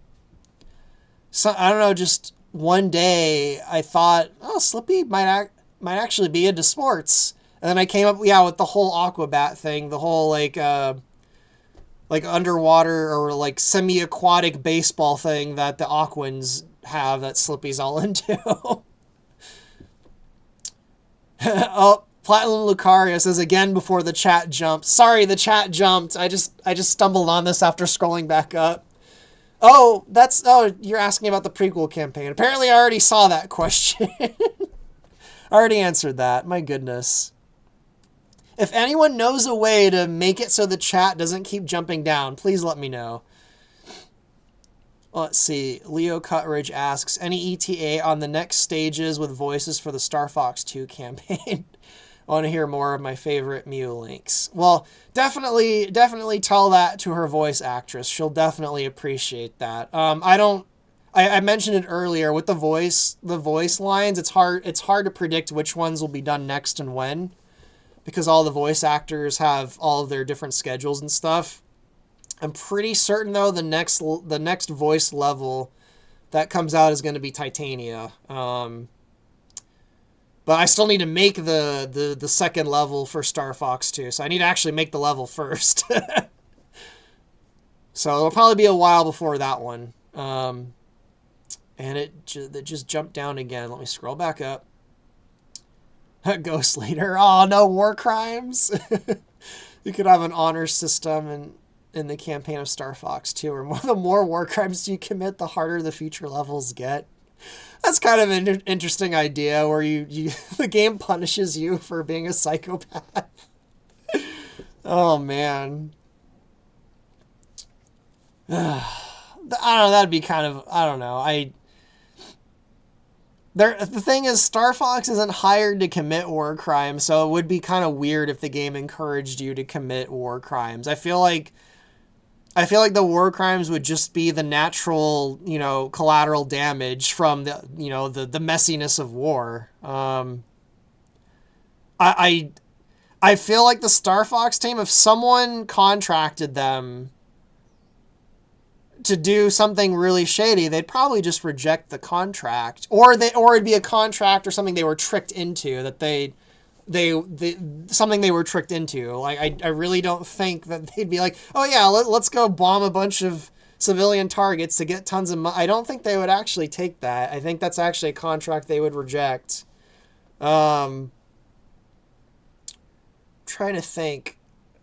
Maybe in his early days, Falco might have convinced Fox to do something like that. Like when Falco was really young, and because Falco used to be part of a gang, like, when he was younger, he had no problem, doing really sketchy stuff or whatever. But by the time of Star Fox 2, Falco's cleaned up his act.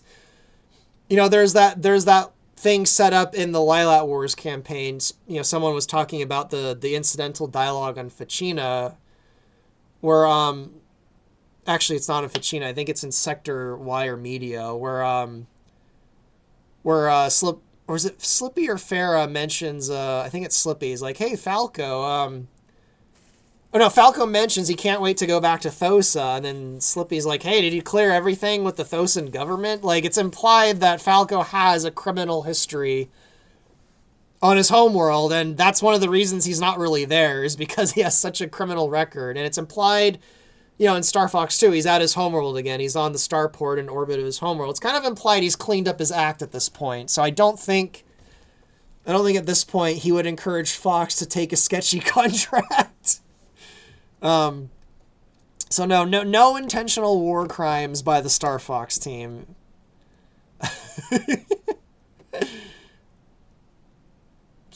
Okay, I see someone in the chat, Quinn Daniels, is saying, you're right, I just checked the wiki, and the Blue Marine is a 4-person crew. Okay, cool, I'm not crazy.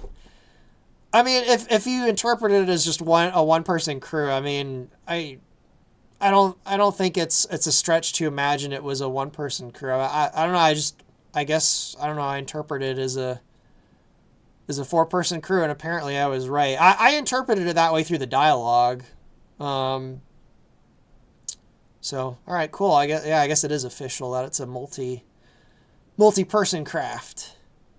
I'd like to take credit for the absolutely genius idea of turning the Blue Marine into an all-hands-on-deck craft, but I just thought that's actually how the Blue Marine was in Star Fox 64, so I can't take credit for that. Let's see, what other questions? I feel like I probably missed more. Okay, yeah, I see a bunch of people mentioning, the Blue Marine was a 4-person craft. All right, cool. Okay, I remember seeing that earlier, so let me scroll back down. I think, no humans allowed, no war crimes allowed, the rules. Again, let me rephrase that. war crimes just happen in war. So there's just going to be collateral damage and incidental war crimes that happen throughout a game that involves war. I don't think the Star Fox team would intentionally commit them or agree to a contract that involves them, though. So obviously there's, war crimes happen in the Lilat Wars campaign. Corneria City is freaking, bombed. And so is the capital of Venom. Like, there's a lot of civilian collateral. I mean, the first level of the Star Fox 2 campaign, they're at a civilian starport, and Corneria is attacking a bunch of civilian targets. So, like, there's war crimes in the game. Just, I don't think the Star Fox team would do them on purpose. Obviously, you're a player who has agency. You could shoot all the little cars on Venom. So, like I said, if you're crazy, you can go out of your way to do some terrible things as the Star Fox team, but it's not something in the narrative. Like, I don't see them intentionally doing stuff like that. Oh, man. What a weird question and answer stream. I've gone on to, like, weird tangents about the use of the word canon and war crimes. What other tangent am I going to go on next? All right. I actually think the chat is jumping backwards now. I don't think it's jumping to the bottom. I think it's going backwards because I keep seeing, like, the same questions over and over again as I'm scrolling down. It's really weird. I don't know. The YouTube chat is very, very weird. Let's see. I put a plot of racing. I still love being able to take the bike back into the Landmaster levels. Yeah, that was a very spur of the moment Easter egg. When I make it so that the craft you unlock in the Adventures campaign can go back into the Lilat Wars campaign. That's how you'll be able to get the bike for the Landmaster levels. Is when you beat the Soria campaign, you'll be able to use the bike in the Landmaster levels, which is any excuse to have more Farah, because I still regret her exiting the game in the Lilat Wars. Okay, there's the Procyon War expansion pack thing. So I'm definitely seeing the same comments again. Oh my goodness, I'm going crazy. And now it just jumped to the bottom. Ugh. See, I don't know if you'll see this, but have you made any progress on fixing the exploding spyboard glitch? I still haven't because I can't recreate it myself. And others don't seem to be right. If I can't recreate, if I don't have a detailed crash log or I can't recreate a problem myself, I can't really fix it. It's just guesswork at that point. I really don't. I have a theory it's related to, I have a theory it is related to the debris from the Sector X base that's floating around, but I've tested it and it hasn't caused it, so I'm really not sure. If you want to be a lab rat for me on the Hardlight Discord, I could send you a few things to test it out for me, but I would need you to be a lab rat to play the level over and over and over again, because I can't recreate it myself.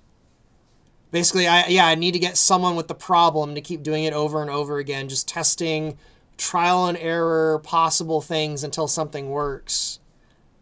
I really don't know what's causing it to just explode all of a sudden for you. And I know it's not just you. It has happened for several people, and it did happen for me one time like 2 years ago.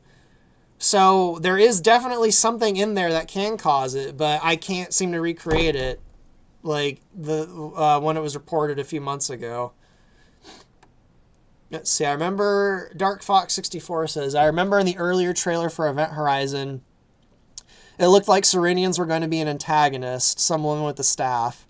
Is this still a thing possibly after the Assault campaign? Yes, the very last campaign in the game takes place after Command. It was the original idea for this game, when I started it, when it was just a sequel to Command and not a whole retelling of everything.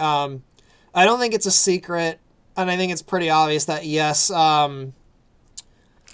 Serenians are something related to Serenia, or the Serenians themselves are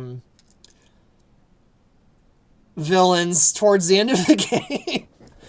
And if you're familiar with the original Dinosaur Planet game, you can probably predict what's going on there, because the original Dinosaur Planet game also ended up coincidentally having a lot of that going on. So yeah, Serenians have an antagonistic role towards the end of the game. I'm not gonna say the details because it might not be what you guys think, but there's a, yep. Anyway, play Dinosaur Planet, and then you might get, like, look at, or you don't even need to play it. Read the backstory of the original Dinosaur Planet with Randorn and Crystal's people, and you might get some idea, or like the backstory of the Krazoa and the Chimerians, and you'll get some idea of what's going on with the Serenians. Let's see, at least James McCloud's Force Ghost has someone to chat about Foxsmith in the afterlife. Let's see, there seems to be some kind of software incompatibility with FreeSpace 2 and a few PCs. I mean, there might be. Again, I have Windows 7 and Windows 10 that I can test on, so I know it works on Linux, which I can't even get Linux to work. Is it Linux or Linux? I've always called it Linux, but I actually think it's Linux. But I've tried to get Linux to work. I can't even get that operating system to work. I'm such a tech boomer. But I don't know. There probably is specific setups that it won't work on, but it seems to work on most Windows-based setups.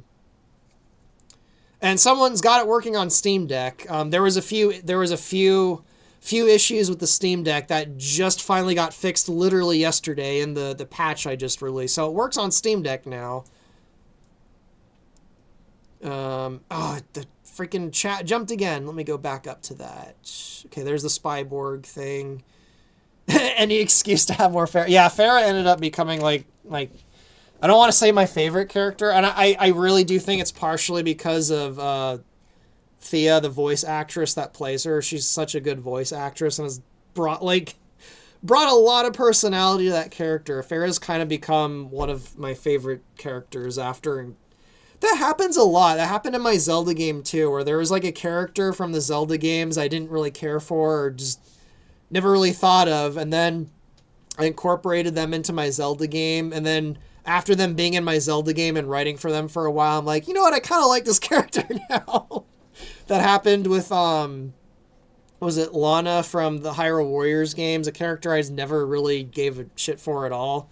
And then I incorporated that character into my Zelda game, and then after a few years, I'm like, I think I actually like this character a lot.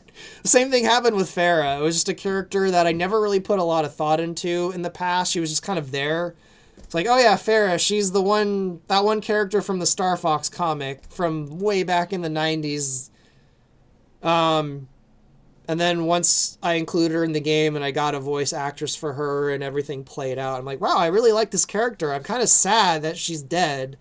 So I am in a mindset of any excuse I can have, any excuse I can think of to have more Farah in the game, I'll try to do. Oh man. Okay, there's the Serenian villain comment question thing. There's that. I think I'm caught up to where I was. I remember the trial and error we went through with the one boss in Soria who's... Oh, are you the guy with are you the person who had the problem in the Cloud Runner Fortress where the gyrophort would just like spin like completely out of control? I forgot. Did we fix that? I don't remember if we fixed that or not. I think we did, but I still have a suspicion that problem was related to the frame rate.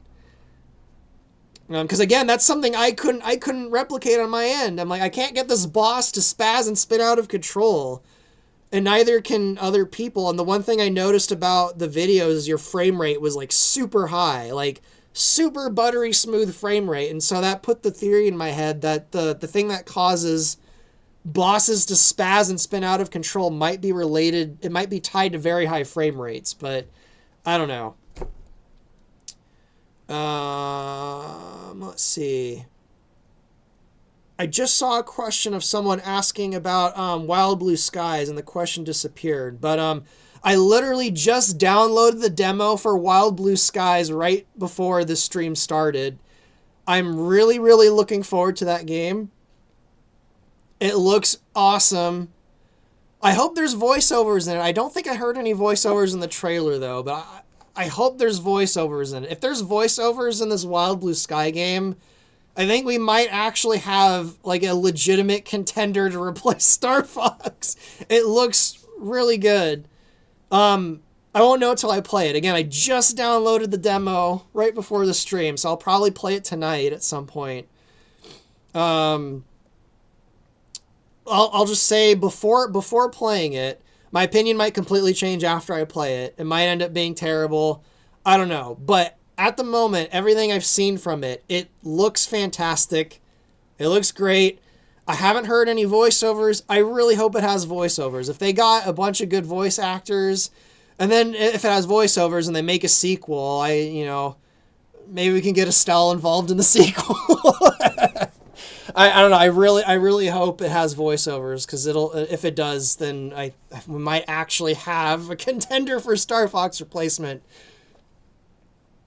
I don't know if she'll ever become as popular as Crystal, but the deer character, God, what was her name? Was it Ro? There's a deer character in that game. I have a suspicion she's gonna get a huge fandom down the road. Oh, okay. Someone says there's voice acting in it. Okay, yeah. Then, unless they got like the worst voice actors ever, then I have a feeling Wild Blue Skies is probably the game I've been waiting for years. I believe Mr. Goddard's working on it too. One of the original programmers from the original Star Fox game. So it's got a bit of the. We've seen a lot of examples lately of games that have had like the original devs make a spiritual sequel and then they've bombed. Like there was that Stormgate game recently, which I didn't think was horrible, but apparently they got a bunch of the StarCraft. I don't know about a bunch, but they got some of the StarCraft 2 developers, and the game ended up being a huge bomb or something. And then Mighty Number 9 is a great example. So just because the developer of a super good game from the past is involved in a spiritual successor doesn't necessarily mean it's going to end up being good. But having not played it yet, everything I've seen about it, it looks, and now that I know that there's voice acting in it, let me look it up. Let me find out what voice actors they got for it. Maybe it's on IMDb. Everything I've seen about it, it looks really, really good. And I'm trying not to get too excited because I don't want to be disappointed if it ends up not being good. We go to IMDb. No, it's not on IMDb. Is it on Moby Games? Just want to see if if there's a list of the voice actors in it. No, I don't see any names of the voice actors. That'd be really funny. I think she would have told me, but that'd be really funny if Estelle actually is doing voiceovers in it, and it's like she never told me. That would be really funny. If I'm playing Wild Blue Skies and all of a sudden I hear Estelle, I'm like, oh my god, they got Estelle in it, and she didn't even tell me. This is awesome. But man, Wild Blue Skies looks really good. I'll let you guys know what someone's saying record myself playing Wild Blue Skies. Yeah, maybe I'll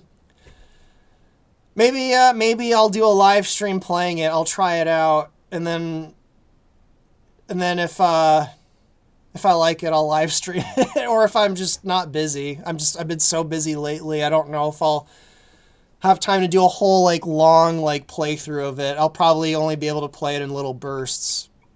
Like the only game I've been really playing lately, it's this game called Nine Kings. It's a fantastic game, like one of the best games I've ever played, but one of the only reasons I'm able to play it is because the levels in it are really short. I can play it in small bursts now and again. I haven't really been able to play anything long and drawn out, but yeah, complete tangent, but there's this game called Nine Kings. I highly recommend it. It is so good. There's a lot of RNG in it, so you're going to get screwed over by randomness in it, which I don't like that aspect. But other than that, it's such a good game. I've played a lot of really good new games in the last few months. It's kind of a little miracle. For a while there, it seemed like there wasn't that many new good games coming out. Like 2024... I'm struggling to think of any like good new games that came out in 2024, but in 2025 we had freaking Super Fantasy Kingdom, probably one of my favorite games ever. And then Nine Kings technically came out in 2025, but I didn't play it this year. But Nine Kings is like one of the best games I've ever played. Like, holy crap. So I'm kind of happy that, you know, here I am rapidly approaching 40. It seems like the entire world is falling apart, but we're still getting some really, really good games every now and again. And hopefully in the next few weeks, Wild Blue Skies will be one of them. Yeah, Wild Blue Skies looks really good. And I'm seeing people in the comments saying the voice acting is good. So, yeah, getting my hopes up. No, don't get my hopes up, guys. I don't want to be let down. Oops, the chat jumped down again. I'm getting so annoyed at that. I was like reading what you guys were saying and then it jumped down again. Let's see, I think Wild Blue Skies is just seizing an opportunity from Nintendo's inactivity on Star Fox. Yeah, and it's not just them. There's been a lot of Star Fox contenders like coming out over the last few years. There's X Zodiac, which I still haven't played. It's on my Steam wish list. I finally played First Squadron, which was pretty decent, but it's really short. But there's a second one coming out soon. And then there's one that I always forget the name of it. I don't know if it's out yet. It stars like this cat character, where it looks like there's like, you know, there's like Arwing kind of combat, and then there's also like you're on a hover bike or something. There's that one coming out. There's actually a lot of people trying to make Star Fox successors right now, which is awesome. God, I forgot the name of the one with that cat character.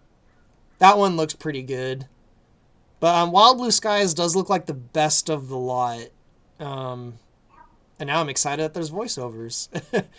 Because there was a game that came out recently and I haven't played it yet. It's a Star Trek game that looks awesome, but there's no voices in it. And I'm watching playthroughs of it, and I'm like, if this game just had some voiceovers, it would be such a great Star Trek game. But there's no voiceovers in it. Anyway. I think I've been really spoiled with voiceovers, and now that I've got voiceovers in my own games, I think I've been completely spoiled by voiceovers now. 2024 had Tactical Breach Wizards, is that the one with the grid with the mechs? Or no, that's Into the Breach. Sorry, I'm mixing up Tactical Breach with Into the Breach. Into the Breach is a fantastic game. That's by the people who made FTL. That's another game that sat on my desktop installed for like 5 years, and then I finally played it. I'm like, oh my god, this is one of the best games ever. Why did I wait 5 years to play it? Into the Breach. I don't know about Tactical Breach Wizards. I'll look into that. See, Lord of Creation asks, is the Cornerian Heavy Carrier based on the mothership design in Star Fox 2? Yes, it is. And in fact, one of the things that gave me that idea is if you look on the, if you look in Star Fox 2, if you look at that carrier, if you look at the door, the hangar door on its left side before it opens up, it has the Cornerian Air Force logo on it. So I think it actually is supposed to be a Cornerian military, like a Cornerian army ship. I don't know if they bought it from the Cornerians in Star Fox 2 or if they're actually supposed to be part of the Cornerian army in that game. But the carrier in Star Fox 2, it has the Cornerian Air Force, you know, the coat of arms with the dog with the wings and the wings and the bow and arrow in the mouth with Corneria and the stars in the background. That logo is on its door, on its hangar door, so I think it was actually supposed to be a Cornerian ship in Star Fox 2. thoughts on humans in the Star Fox universe. I'm fine with it, but it seems like most people aren't. My problem with the humans in the Star Fox game, I think was it Starlink, where there's humans in that game. My problem with that game is the actual physical proportions of the humans compared to the Star Fox team just looks really freaking weird. Like, the Star Fox team, their heads are so big compared to the humans, it just looks weird. So that's more of an aesthetic complaint than the fact that there's actually humans in it. But I don't, in the manual of the first Star Fox game, it says Corneria is in the Milky Way galaxy. So right from the very first Star Fox game, it's supposed to be in the same galaxy as Earth. And then in the second Star Fox game, they were actually going to have human members of the Star Fox team that they got rid of for some reason. So I don't have a problem with humans being in Star Fox. It's entirely how they're implemented that's the problem. In fact, I was going to have humans in Event Horizon, but the audience kind of unanimously said no. So yeah, that's my opinion on humans in Star Fox. Anyone remember the old classic Crimson Skies from 2000? Yes, I do remember the Xbox game. I have that on my to-play list. In fact, last year, back in August, I was going to play through a bunch of games, like, not necessarily space combat, but like fighter-craft combat games, and that was one of them, and I never did that back in August because I was so busy. Maybe I'll do that this year. I'll go through a bunch of those old games, kind of like Star Fox. Is it possible to have the Star Fox 2 mechanic of the real-time map clock? I mean, there actually is a mission timer in the game now. I'm not sure what you mean by that exactly. Real-time map clock. Like, I'm not sure what exactly you mean by that. How soon until we figure out who the dragon dude Andros was talking to is? Oh, that's Dracor. You can fight him, and he's the final boss in the Soria campaign. You can download the game and go fight him now when you beat the Soria campaign. Yeah, that's Dracor. He's a Chimerian dragon from the ancient days, the ancient Krazoa Chimerian War. Let's see what else you guys are asking.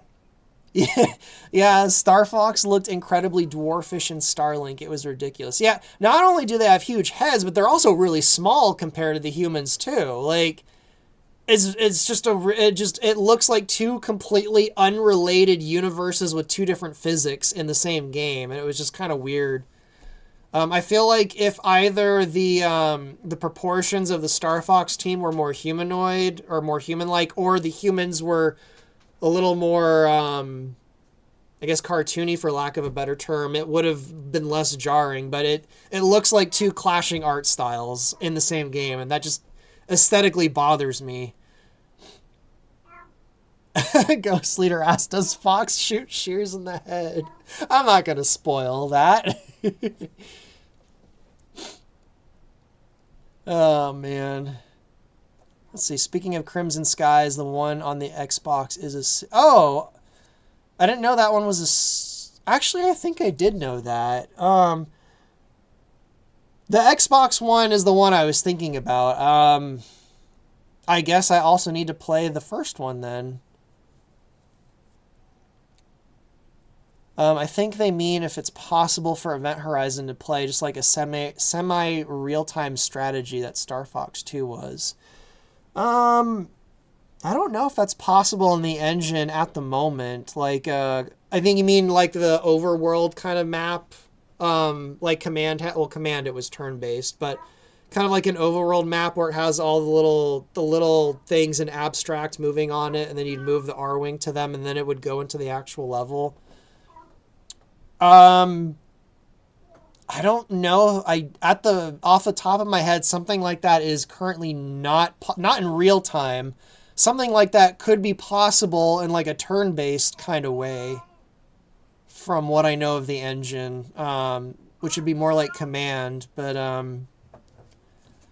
Off the top of my head, I don't think that's possible. Anyway, let's see. Honestly, considering the varying proportions of all the different aliens from the Starlink aliens, the difference between humans and Star Fox never bothered me. I never really played through Starlink, so I don't really remember the other aliens. But the kind of goofy proportions of Star Fox has bothered me in the actual Star Fox games without humans too. Like the way they look in Zero and Command, I don't really like that either. So I just might not like the big heads thing in general. Sorry, I think I got something in my mouth. What the heck? What is going on today? I'm sneezing. My nose is all stuffy. I have hiccups. I think it's cat fur in my mouth. I hear my cat crying, so anyway. Oh, General Pepper's in the chat, everyone. I don't know if he wants me to point him out, though, so I won't point out who he is, but the voice of General Pepper's in the chat.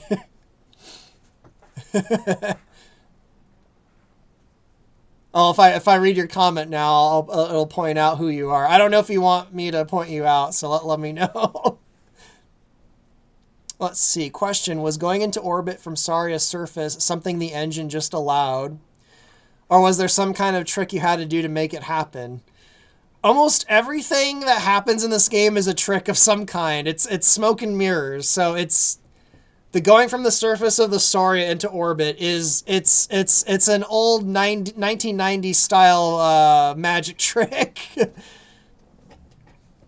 I'm really happy I figured out how to pull that off, because that's something I wanted to do or not even in my game, something to happen in a Star Fox game, like going from the ground into orbit or from orbit to the ground, like in a kind of a seamless thing.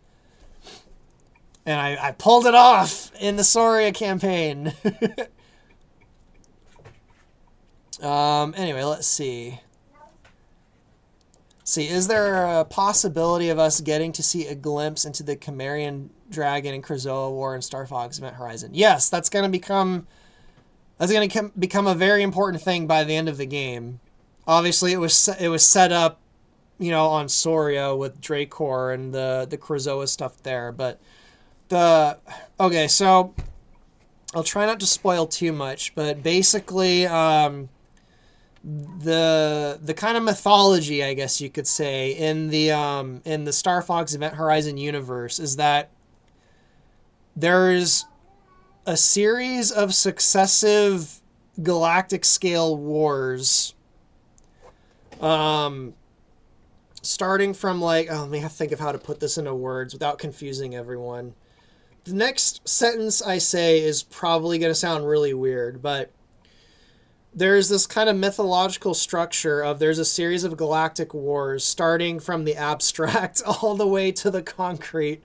I don't know if that makes sense to anyone. If I can find a better way to word it, I will. But at the start, you have the Krazoa and the Chimerians.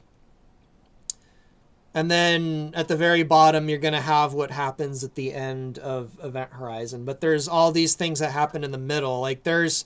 You're going to learn about this in the Star Fox 2 campaign, and it ties in with Assault. But there was this one instance where I guess you could call it like the Star Fox version of the Butlerian Jihad, where there was this giant AI war in the past.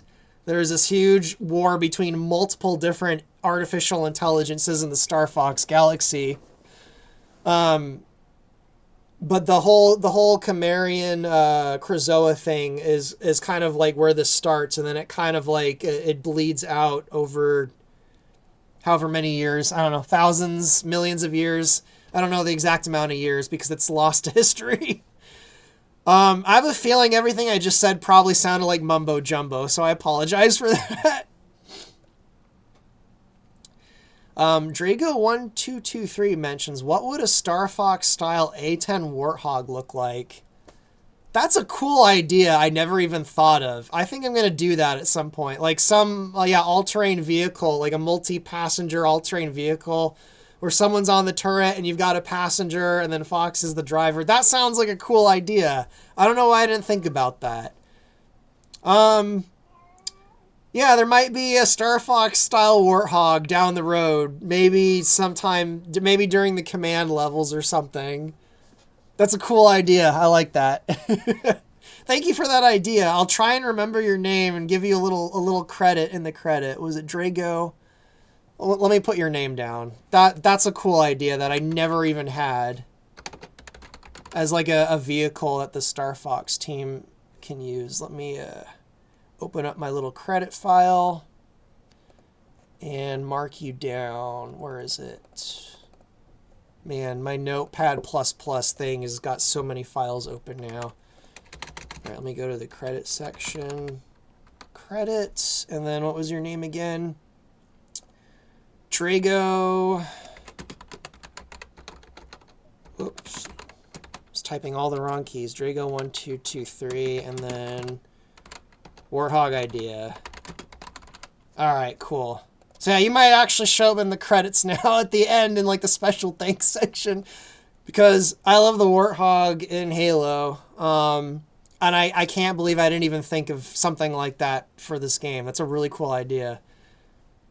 I'll probably make it a 4-seater too. So, you know, the driver and then 3 passengers and then whoever's on the turret.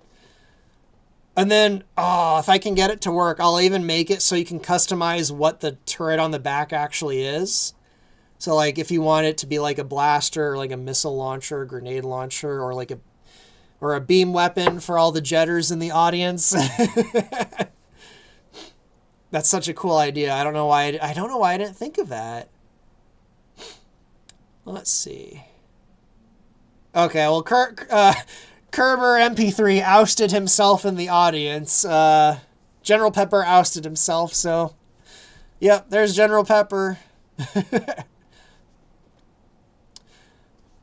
Hey, Kerber, you're finally getting a little break. General Pepper has only 1 line in the Titania level. He has 1 line in the... well, I guess 2 lines, because there's the daytime and the nighttime version. But he just has those 2 lines at the very, very end. So yeah, you're gonna get a little break in the next levels that need voices. Let's see, what else? What else are you guys asking? See, was the ancient ship that the Ficina researchers found supposed to be an early reference to the adventure campaign? Yes, it is. It's also a reference to Star Fox Zero too, with all the teleporting portal stuff from Star Fox Zero. Well, so is the Fortuna level. I kind of incorporated that idea from Zero, that the technology that the Cornerian Army and Venom are trying to reverse engineer is basically instantaneous teleportation.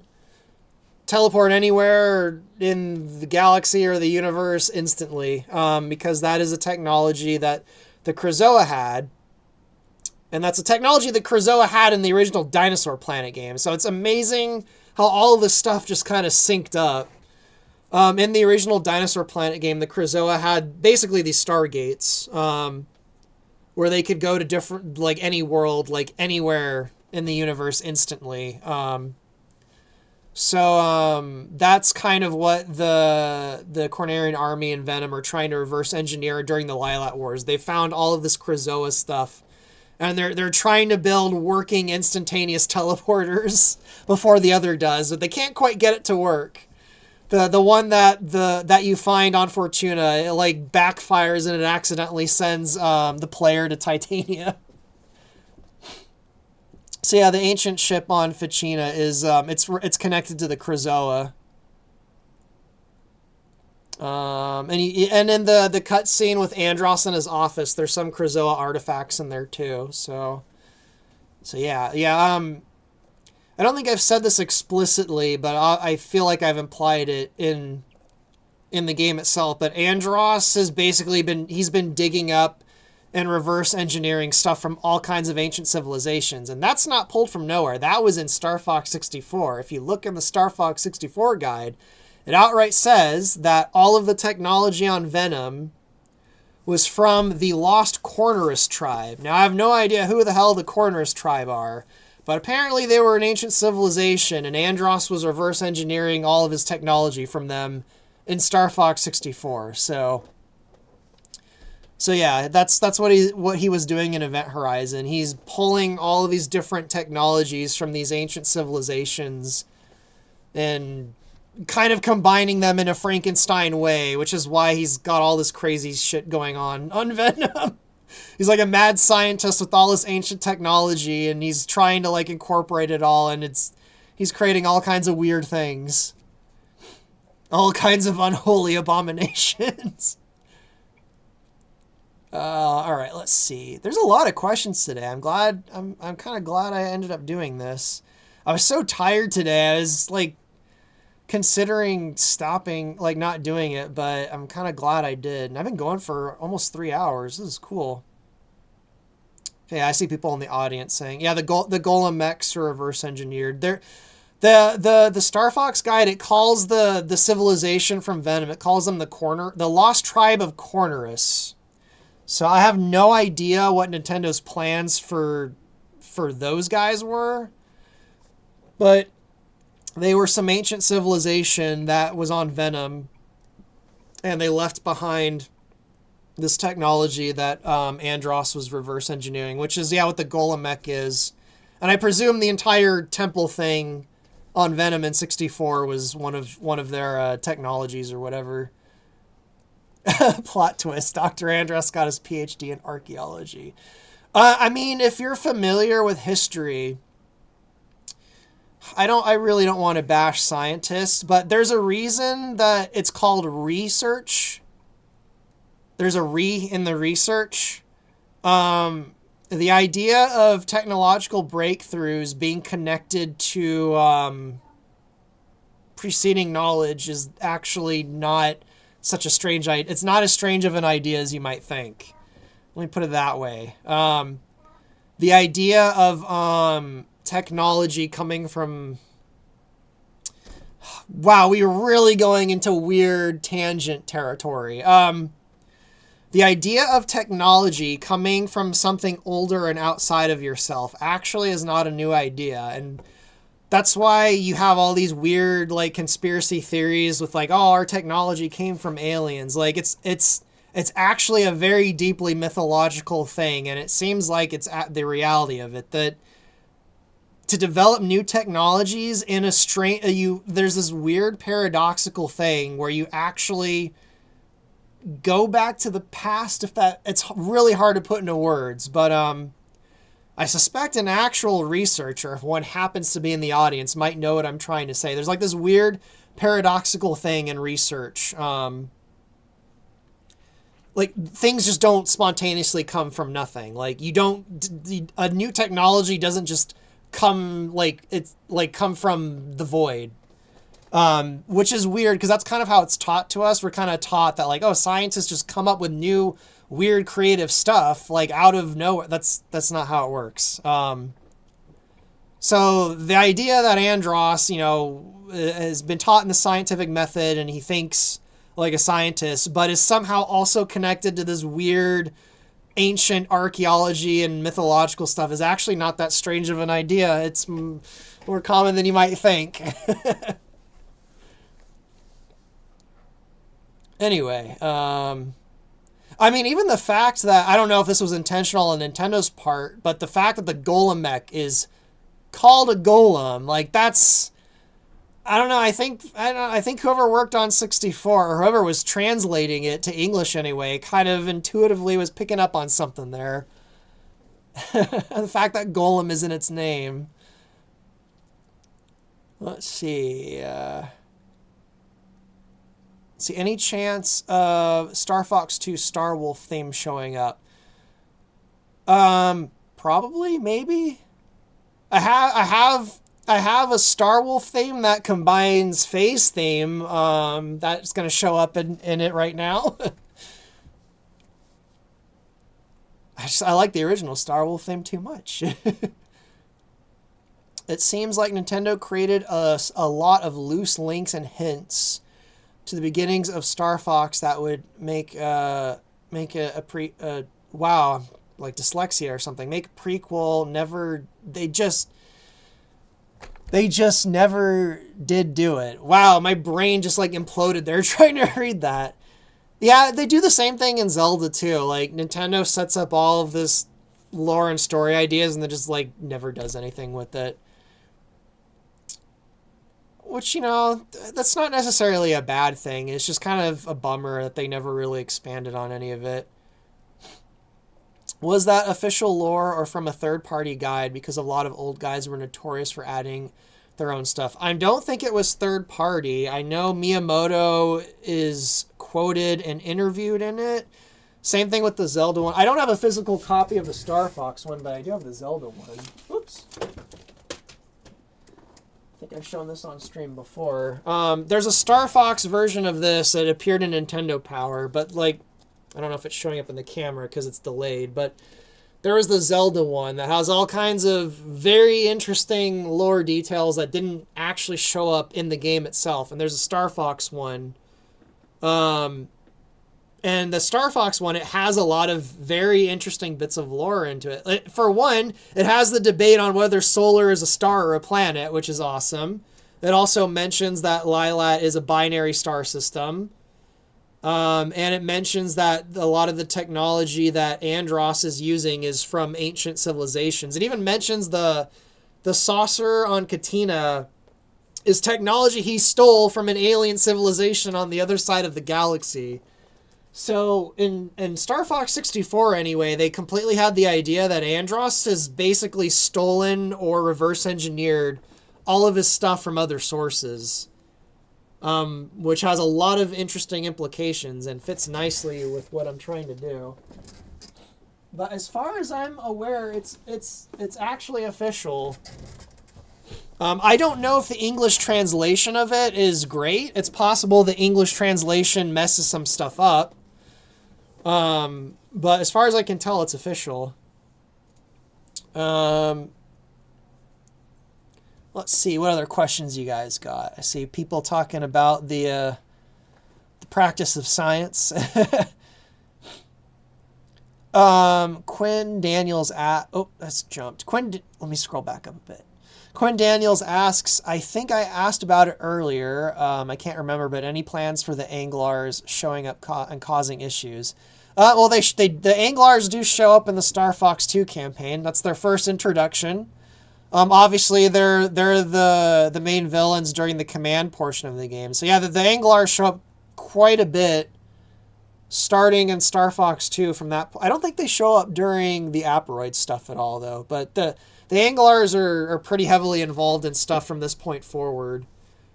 I hope I didn't spoil anything by mentioning the Anglars in Star Fox. It might be a bit of a spoiler now that I think about it. Oops. Oh, man. I definitely answered that question for you. Yeah, I see some people in the audience saying they remember that Star Fox guide having the info in it. It's not just the Golem mech too. Like I think it's after the Venom. It's the very end of the Venom section. It talks about the lost tribe of Cornurus. It doesn't go into any detail about what the lost tribe of Cornurus actually is. It just says there's this thing, this civilization. It was on Venom, and the scientists of Corneria think this is where Andross is getting all of his stuff from. So that was apparently a little bit nugget of lore in 64. Yeah, Shade Trigger mentions always have to be careful with translations. There's a lot of time the translations don't match one-to-one. I have definitely discovered that, especially when it comes to Japanese. I haven't talked to him in ages, but I had a friend named Deox who I would send him Japanese stuff all the time and be like, okay, how did they screw this up? Because there's all kinds of errors in Zelda with the English translation. There's so much stuff in Zelda that's lost or just completely wrong in the English version when you look at the Japanese. And then actually my friend Erin, who voices Faye, she lives in Japan and she speaks Japanese, so I ask her all my Japanese language related questions now. I ask Faye for all of the like she's an English teacher in Japan. But you know, she speaks and knows Japanese, so now I ask her all the Japanese language related questions. Like if you look at all the Japanese text on the Thousand ships, that was actually all based on questions I asked her. Like, you know, what kanji would they use for this? How would they word like Thosin battleship or Thosin warship? And she's like, well, they wouldn't really be able to have Tho in Japanese. It'd be more like To. So she's kind of like the Japanese language lore expert in my life now. So now that you mention it, though, if I can find a Japanese version of that guide, I'll ask her what it says about the lost tribe of Cornorus and Golomek and all that, and see if there are any distinct differences. Leo Cutridge. Oh, I'd love to hear Faye's voice actor speak. Oh, yeah, I'll ask her about that. I'll be like, hey, you should have Faye speaking some Japanese randomly. Awesome. The only question I have left at this point, no War of Crimes, I promise, is will Starwolf make an appearance in this new campaign? Yeah, how could they not? They were in Star Fox 2. I think I even said earlier that the lemur guy is one of the new Starwolf members during that point. No Panther yet. He's not there yet. Although I feel like I should introduce him in Star Fox 2, but Crystal Kingdom General says I'm getting low on fuel. Yeah, I'm starting to get wiped out. I probably should wrap it up here soon. I'll probably answer a few more questions. Let's see. I remember seeing somewhere that your plan is for Andros to not be involved in their origin. Who's they? Like, what origin are you talking about?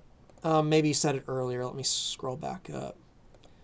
I'm not sure what origin you're talking about. Or did someone else say it? Because I'm not seeing any more comments from you. I imagine that Solar has a similar debate around it like Pluto. That's really funny to me. Yeah, Pluto is a freaking planet. You could specify what type of planet it is, whether like it's a dwarf planet or might even be a rogue planet that got caught by our solar system, but it's a planet. It's larger than it's larger than it's larger than there's apparently another exoplanet that I think it's what was it called? It also had a Greek name. There's apparently another planet further out than Pluto that actually is classified as a planet, and it's larger than Pluto. And I'm like, well, Pluto's a planet if that's a planet. I mean, it's smaller than Pluto. Sorry, I got it backwards. I don't know. I have a feeling the scientific community is just full of people with tics and fixations that are grammar Nazis, and they're hyper obsessed with their categories and stuff. Which on some level you have to be to think like that. You have to be someone who's able to categorize things and be explicit. The problem is that's not how humans think at all.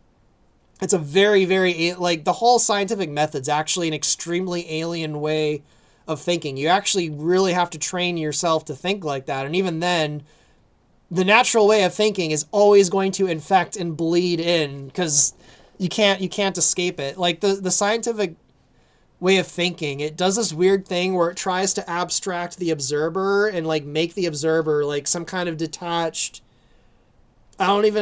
it's just not even possible. It basically assumes the observer is outside of the system. And it's like, that's not really possible. So you see this very strange thing in scientific circles where they're always trying to detach themselves from their system. And it's really weird. It's like, you can't really do that. You're not like some weird abstract entity that's outside of the universe. You're in the universe. Like, I don't know. I don't want to rant about that right now. I keep going into weird tangents. My favorite for me paradox is Dark Forest. Oh, is that the thing where civilizations are intentionally keeping quiet because they don't want to be found by other alien civilizations? If so, that's a good strategy. If you look at especially if you look at the universe from like a Darwinian perspective, that's a great strategy. Keep yourself hidden. Don't let potential competitors find you. See, Shade Trigger says, yeah, Japanese is notorious for being very context sensitive and dense. Yeah, well, the thing about Japanese, like just as one example, and I think I talked about this in another live stream. I talked about this with Aaron too. There's this thing in Japanese. It's how come I can't remember what it's called? It's like the sound effects you add at the end of sentences. Like in Zelda, the Gorons, they'll say Goro at the end of sentences. I want to say they're called like Gobi or Gabi or something like that. It's basically these sounds you add at the end of sentences as words, and they carry with them a bunch of a bunch of meaning basically. Like in the Japanese version of Ocarina of Time, Princess Ruto says these sound things in Japanese that imply that she's like really snooty or like kind of like full of herself or whatever, and that's completely lost in English. There's no real way to translate that into English at all. So all of that stuff is like completely lost in English, and you can, just copy it on over, in which case you have the Zelda games in English where the Gorons just say Goro, and then you have an English speaker just like, what the fuck does that mean? Why did they say Goro at the end? Like, all of the context is completely lost because that's the thing that's normal in the Japanese language. Likewise, the same thing happens in reverse. There's things in English you can't, there's no proper way to translate it into Japanese because of the way the languages work. Another thing in some other languages, not Japanese, but in some other languages that's kind of like that is, in English we have the thing where you have something and then you have better and then best. You have like this transformation of the word to its extreme thing, but in other languages you don't have that. They'll say the word multiple times. Like instead of having good, better, and best, you'll have good, good, and then good, good, good. And then that has all kinds of interesting effects on the rest of the language. When you have, I don't know, other languages are really interesting. It's completely crazy how speaking a language completely alters the way you literally perceive the world. The translation from Japanese to English in particular, especially in the Zelda games, is terrible. There's a line in Breath of the Wild where they literally translate it to mean the exact opposite of what it means in Japanese. It's the line about Ganondorf not being able to resurrect anymore, or like not be able to come back to life. They translated it in English as, oh, he can't like come back anymore. Like this is it. But in Japanese, it's the exact opposite. I don't know how they fucked that up. That one just seems like laziness or like just doing a bad job. So yeah. Wild Gunman 64 says, have you watched A Fox in Space? Yes. In fact, Matthew Gafford does voices in Star Fox Event Horizon. Blazius mentions, wait, was Star Fox working for Thosa? That suggests that Star Wolf will actually be working for Corneria. That's interesting. Well, General Pepper might actually have something that Star Wolf wants. Okay, I saw that question already. There's the Fermi Paradox thing.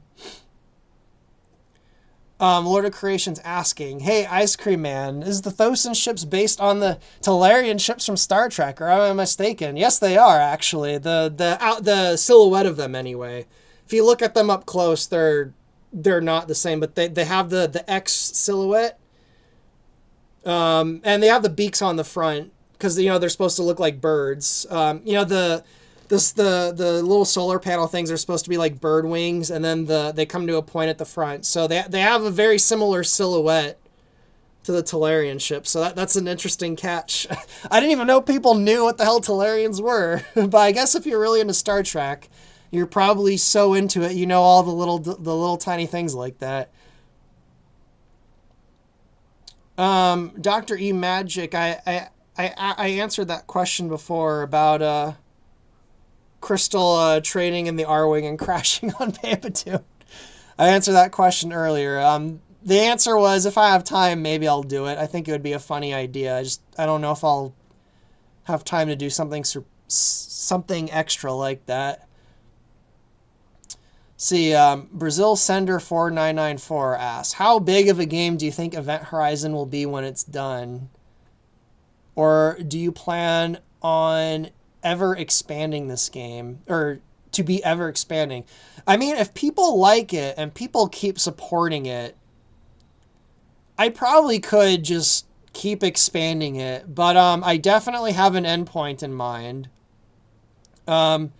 The game right now that you can download on Gnosis and play is already bigger than any Star Fox game that exists. So I guess to answer your question, it's pretty darn big. Like at the moment, I think there's almost 40 levels you could play for between the Lilat Wars and the Soria levels. I think there's 17 levels in each. So I think there's like 30... I'm so bad with math. I think there's 34 levels? There's somewhere just under 40 levels you can play right now. So yeah, the game's gonna be pretty big. That's what happens when you have this thing in your head for years and years and years, and you're finally able to actually like go crazy with it. It just explodes. I don't know if it'll be ever expanding. It really depends if in a few years from now people are still like support. Because obviously, like the only reason I'm really able to work on it is because the Patreon's kind of successful right now. Before I was barely working on it because, well, I had a full-time day job and a bunch of other things. But so as long as that's going on well, then I'll keep working on it until I get to the end point. And I might want to move on to my original stuff after that. But yeah, it's a big game. Let's see. Okay, sorry. My signal for the internet is just getting... Oh, no worries. No worries. I have a terrible internet connection myself. I'm surprised the stream hasn't actually cut out yet. Let's see. Shade Trigger. I posted a bug report. Oh, no, yeah. The Corneria crashing right now,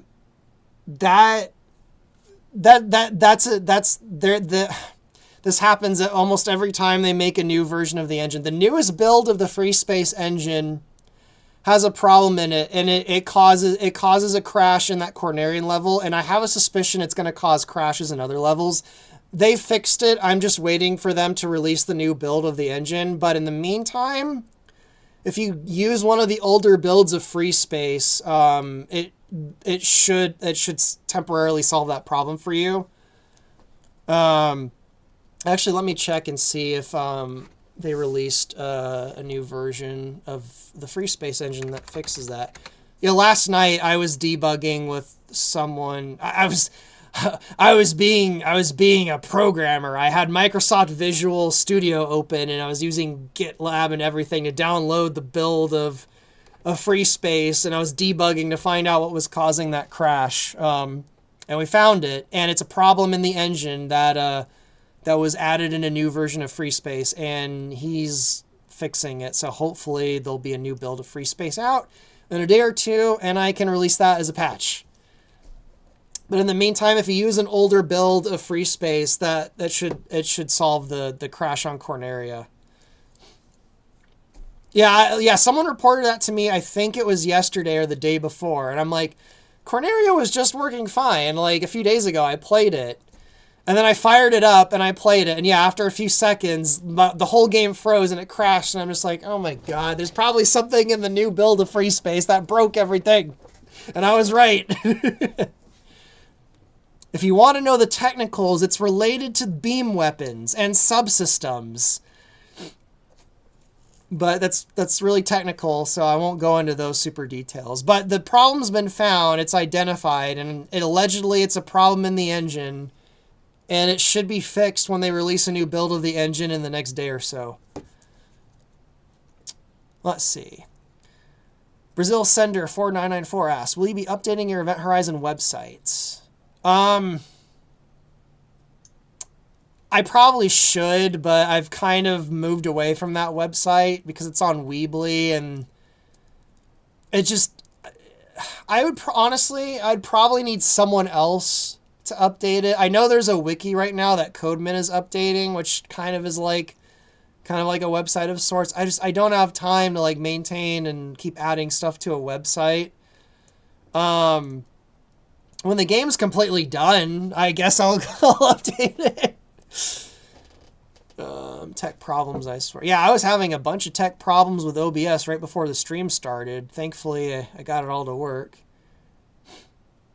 Let's see, would love to see an updated pic of all the team together now that the characters' visuals have been better. Yeah, maybe I'll do that. Maybe I'll update at least the front page and have like a nicer picture of the whole Star Fox team. Let's see. I'll answer like one or two more questions. I'm seeing other people saying they have to go. So yeah, I'll answer like one or two more questions, and I think I'm gonna go. Oh, there's one that just popped in. Oh, it's not really a question. Oh no, it's a question. To Ice Cream Man, I gotta say I love what you've done with the modern project. It's amazing. I wanted to ask, is there ever a chance of a Star Fox RTS mod like you made long ago? I kind of answered that much earlier in the stream, but you probably weren't here. It's a possibility, but I don't really have plans for it. Like I was saying earlier, I have a feeling by the time I'm done with Event Horizon, I'm probably just going to be kind of burned out on Star Fox, and I really want to move on to my original stuff at that point. Like my actual intellectual property, so to speak. So at the moment, it's probably no, but it's always a possibility that I'll have free time. Well, I probably won't ever have free time, but if I ever have free time one day and I'm bored, I think it'd be cool. Shade Trigger mentions, I like that you went with a more grittier and gray moral setting. I mean, I wouldn't say that Star Fox Event Horizon's really that gritty, unless you mean like the actual grime, like on the Great Fox is kind of like aesthetically like gross and gritty because it's kind of falling apart and run down. But I don't know. I wouldn't say that the game itself is gritty. I wouldn't even necessarily say it's morally gray. It's more so it's not clear, and it's partially because Star Fox are mercenaries, and one of the factors of being a mercenary is you exist in this kind of in-between category between different other categories. You're a mercenary. You'll take jobs from different people. One day, those people you take jobs from might be friends. The next day, they might be shooting at each other. So when you're a mercenary, you kind of occupy this kind of in-between space that kind of allows you to see the good and the bad and the different sides you're working for. I mean, I'm not a mercenary myself, and I don't know if he's in the audience, but I do know a mercenary, like an actual honest-to-God mercenary who gets paid to do, I can't really say much, and he doesn't really tell me much, but he gets paid, by governments to do jobs that their military doesn't do. And when you're a mercenary, it's not that things are morally gray. It's that when you exist in an in-between category, you can more clearly see the good and the bad in the groups you're working for. I can see how that might come off as like being morally gray. But the weird thing is, if you look at the ancient world, that's just kind of how they saw things. Like if you look at the Iliad, the villains in the Iliad are the Trojans, but even though the Trojans are the villains, they're portrayed as like noble. Like their good qualities are presented. Like Hector dying for his brother. Like there really wasn't like, I know this people are probably going to complain to me, but this idea that like there is like, the Galactic Empire in Star Wars and then the Rebel Alliance, and like the Rebel Alliance is just completely in the right, and the Empire is like this evil fascist organization. It's like, that's just in history. That's not how it's been ever. Like, that's a very, very, very, very strange modern phenomenon. Like, the reality is that there's good and bad. And this isn't me like trying to be like all Machiavellian or like postmodern, or like, I'm not trying to say that the world is morally gray and there's no good and bad. I believe good and evil exist.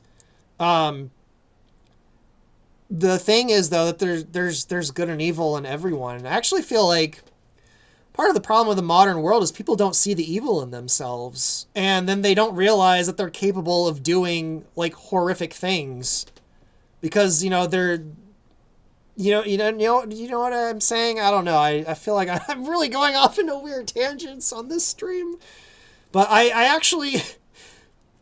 This wasn't even a question. It was someone complimenting the game for being grittier and more morally gray. I appreciate that.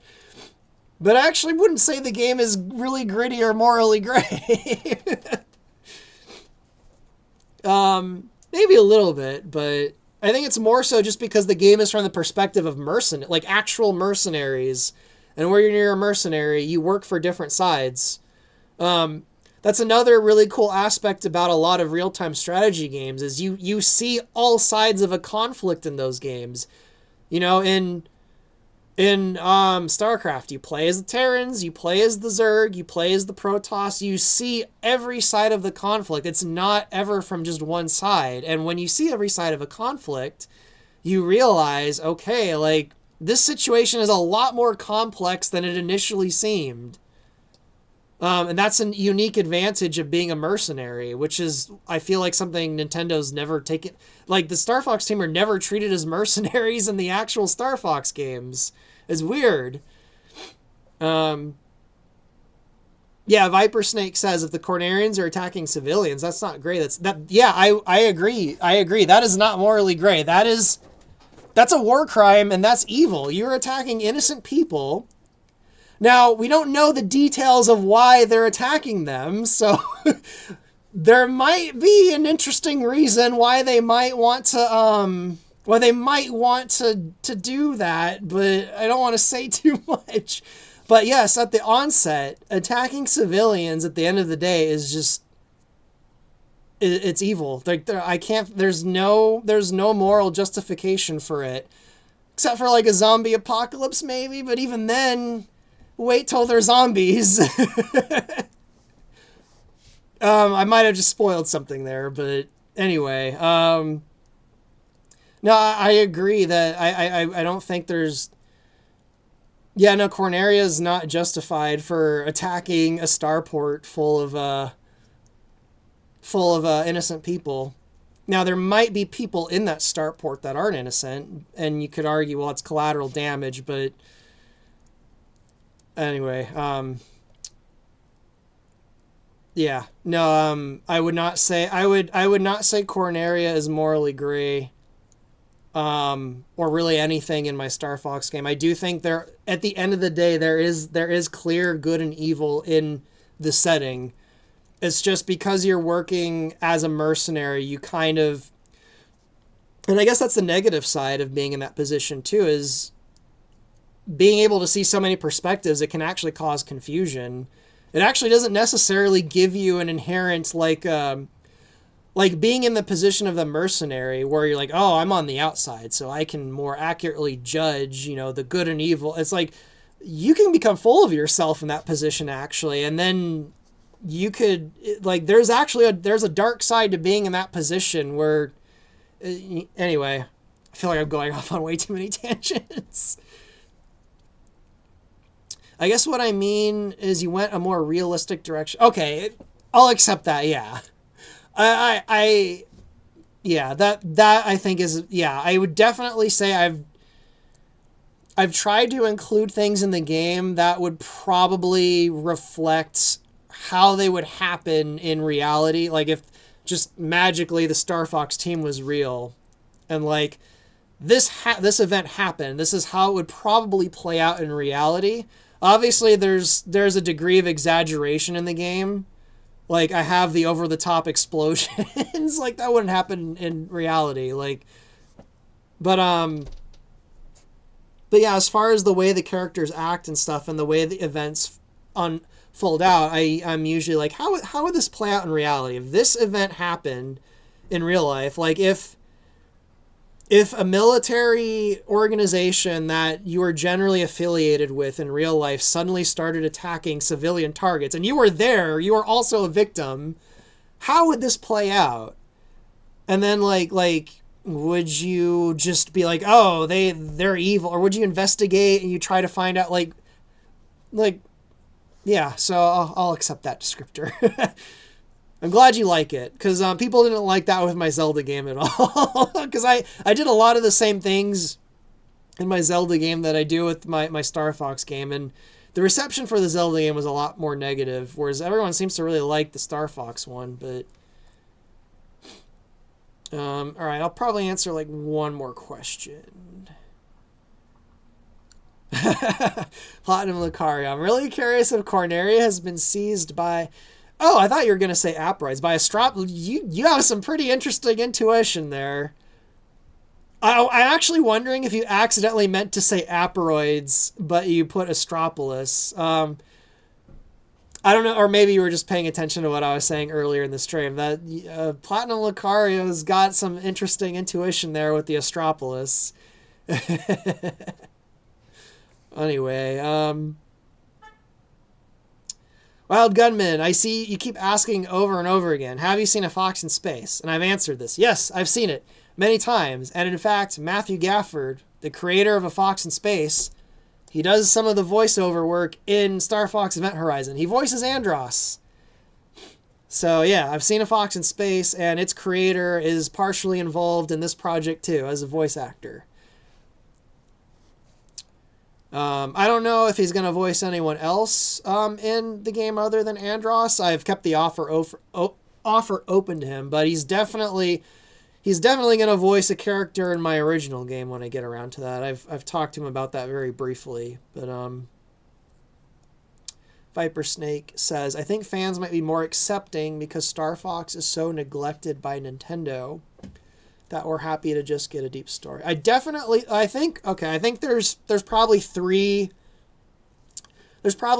main factors as to why it seems like my Star Fox stuff seems to be getting a very positive reception, whereas my Zelda game didn't. Maybe four things. But the first one is what you said. I think there's like a new Zelda game at least every other year since like Ocarina of Time, so like 20 years now. There's new Zelda games all the time.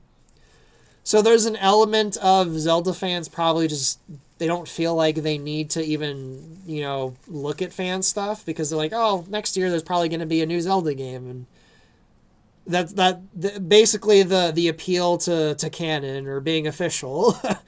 Whereas with Star Fox, yeah, we get one Star Fox game every 10 years, if that. So that has probably encouraged Star Fox fans to consciously seek out and be open to the idea of fan-made stuff in a way that Zelda fans aren't. Number two, it's probably because despite the differences, the Star Fox game, at the end of the day, you're flying around in an Arwing or vehicles blowing stuff up. Whereas my Zelda game was a real-time strategy game, which is not like the Zelda games. So the genre of game itself was probably just too different for the average Zelda fan. And then the third is a bit anecdotal, or I think it's because I think... even earlier in the stream, I said even the bad Star Fox games, I kind of like them. I really like Star Fox. All of Star Fox, even the bad Star Fox games. There's something about it I just like, even when it's not done really, really well. Whereas Zelda, it's the opposite. There's only very few Zelda games I actually like. Most of them I don't actually like. And I've been vocal about that. I've said I really don't like this Zelda game. I think it's bad. I don't like that Zelda game. I think it's bad. And I think that's caused a bit of a rift when Zelda fans find that out. And like, oh, he doesn't like this Zelda game or that Zelda game. He's a poohead. I'm kind of making a bit of a straw man here, so please bear with me. Like, it's not always like that. But I think the fact that I'm much more selective with the type of Zelda games I like probably comes off in the Zelda game I made. And Zelda fans probably have picked up on that. And that probably rubs them the wrong way. So I think those are probably the three main reasons as to why Star Fox seems to be doing way better where Zelda doesn't. It's unfortunate that, you know, we can't live in a world where I can say I don't like this Zelda game without people getting upset, but that's the world we live in. You know, I grew up in a household where not even a household, like the culture where I had friends where we'd, you know, my friend would, like, you know, as an example, I love Star Trek. I had a friend that thought Star Trek was really stupid, and he would just flat out tell me, "Oh, Star Trek's like really stupid," and I'd just be like, "Oh, okay, Star Trek's not your thing. I guess you don't like Star Trek or what." Like I wouldn't get mad at him and just be like, "Oh, you hate Star Trek. That's, oh, you're terrible." Like, you know what I'm saying? And, you know, my parents both were into things that they made fun of each other's interest all the time. Like, you know, my mother was into certain types of music, and my father would always just kind of like make fun of the type of music she was interested in. And same thing with my father. He was into music, and she'd make fun of the music he was interested in. And they didn't hate each other. They just, it's like, oh, we just don't like these things and whatever. And it's like sometime in, I don't know if it's just because of the nature of the internet, sometime in like the last 15 years, people like, it's like they go insane if you don't like the same things they like. It's really strange, and I don't understand it. So I think that's one of the reasons why people don't like some of my Zelda stuff. But yeah. But yeah, like as I said earlier, I like Command. A lot of Star Fox fans don't like Command, and I acknowledge it's a really weird game with some very, very bad decisions made in it. But for some reason, the few times I play it, I'm like, I'm having fun.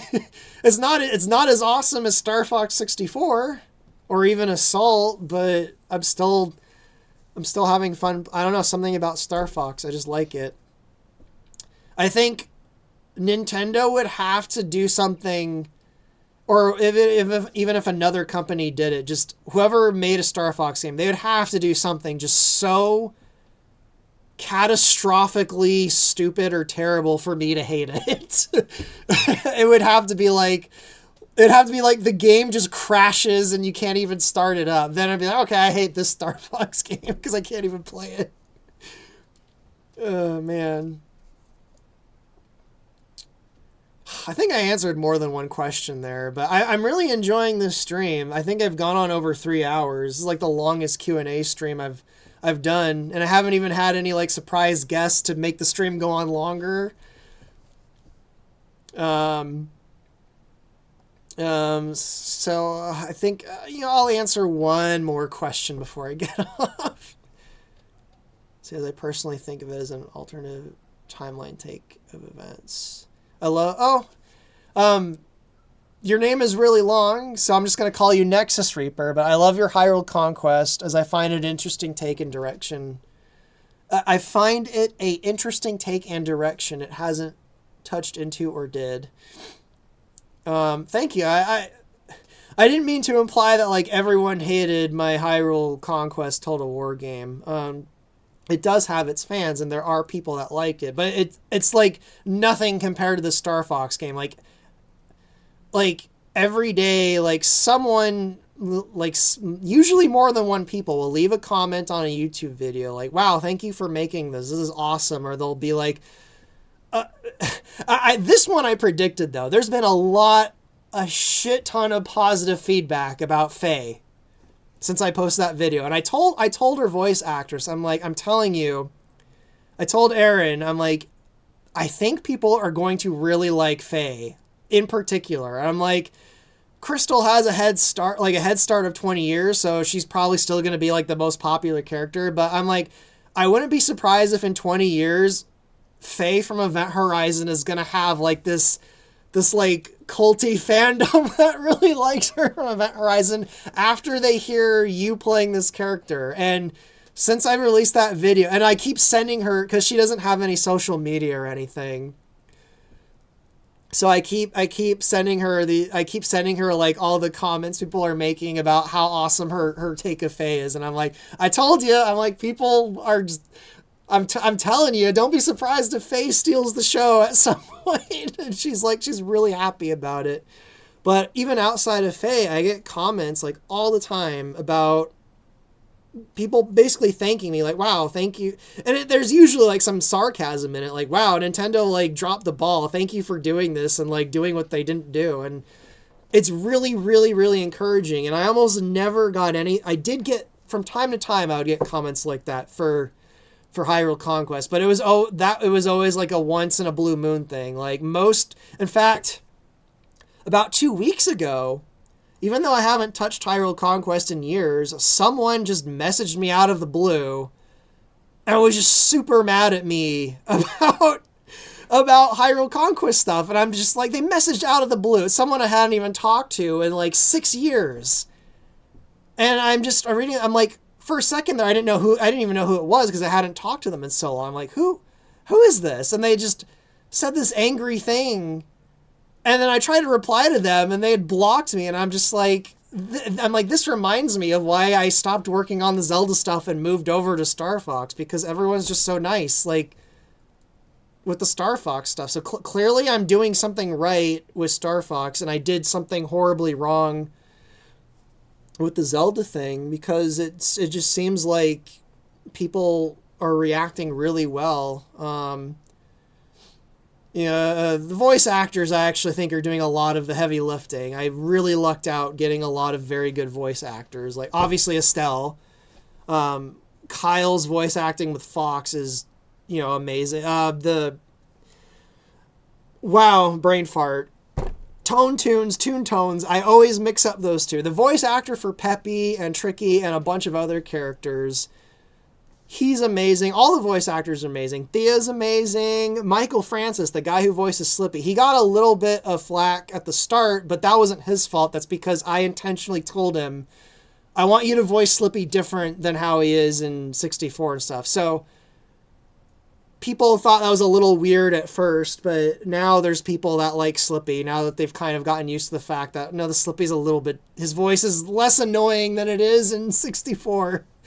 But he's great. He's voiced Galaxicos, and he voiced one of the bosses in the Diamond Bay level. He's fantastic voice actor. I'm going to have him do voices in my original stuff.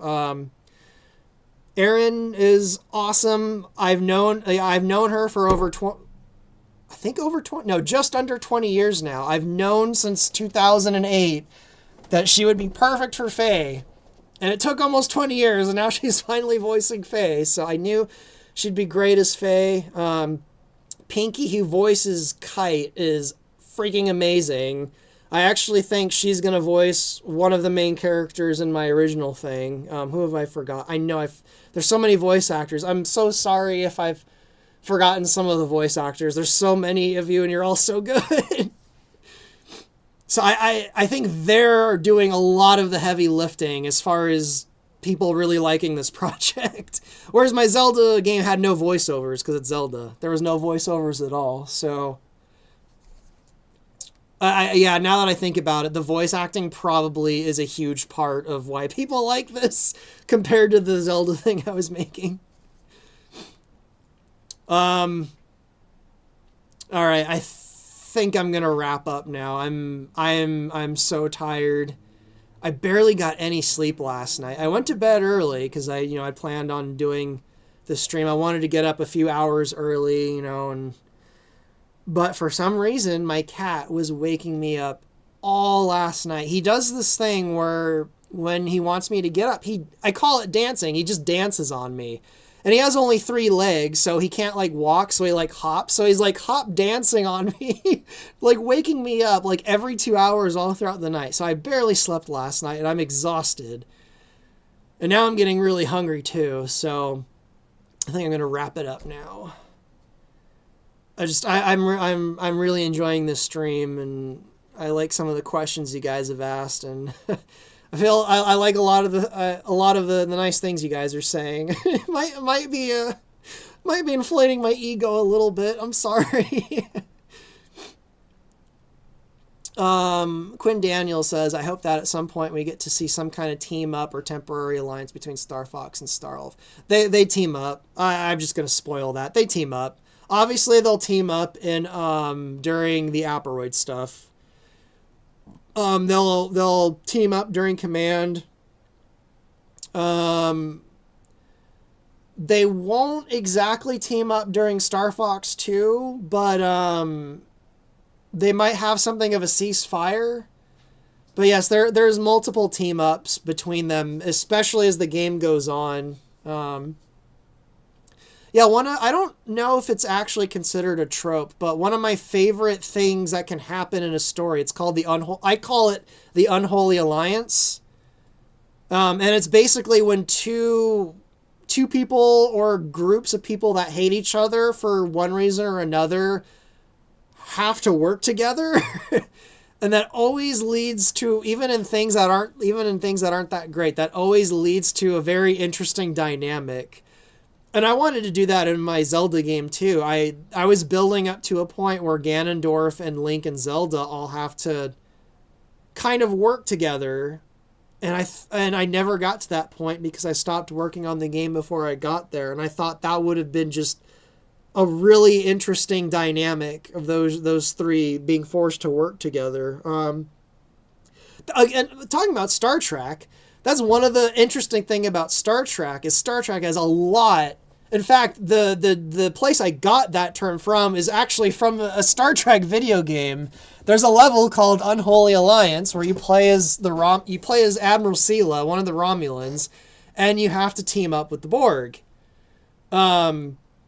Star Trek has a lot of stories that involve people that hate each other or former enemies having to actually work with each other. A lot. Like, I think more than any other series I can think of. Like, the great example is the Voyager episode when Janeway is like, maybe if I like try to open a dialogue with the Borg. She works with the Borg. Like, how can you do that? Like, and then Gul Dukat's another great example. Like, for like half of DS9, Gul Dukat kind of becomes like a side character that's like a good guy, even though he started out the show as a villain and he ends up like the villain at the end. They end up, especially Kira, she ends up working with Gul Dukat a lot in that show. What's some other examples? I know there's more that I'm struggling to think of.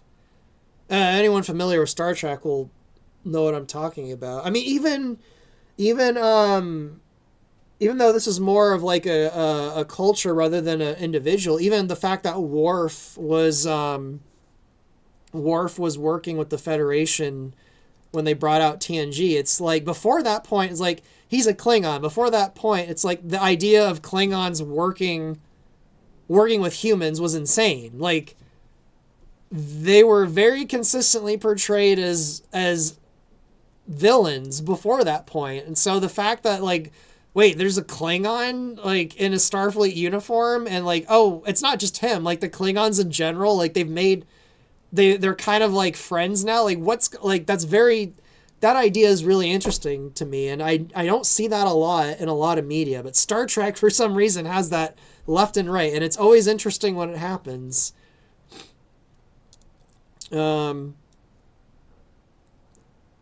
Ooh, sorry, I know I said I was going to leave, but Camino Katie says, have you heard about that fan remaster of Gauntlet Dark Legacy that's in the works? I haven't heard about it, but Gauntlet Dark Legacy is one of my favorite games, so now I got to look into that because I love Gauntlet Dark Legacy. So thank you for bringing that to my attention. I'm definitely interested in any kind of like update of Gauntlet Dark Legacy. Legends or Dark Legacy. Dark Legacy itself actually is kind of like an update of Legends in a way. It basically is an expansion pack for Legends. It's just the same game with more levels added onto it, but any kind of update for that would be awesome.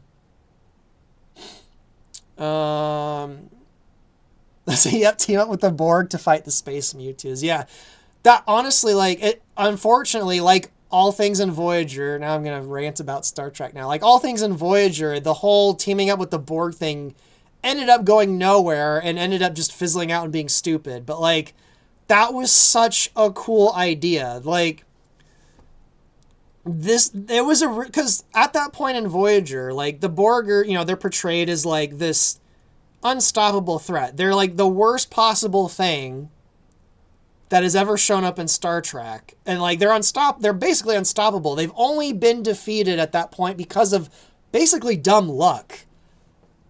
And then Voyager's kind of building up to the introduction of the Borg because they're lost in, the part of space where the Borg are from.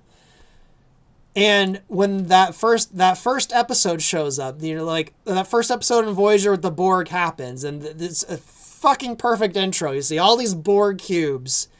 It's like, oh my goodness. And then in like just a few seconds, all the Borg cubes get wiped out. And I remember when I first saw that, I'm like, without knowing any details at that point, I'm like, okay, this is like going to be the best freaking, this is even before the Alliance, or before Janeway teams up with them. I'm like, this is going to be the best thing.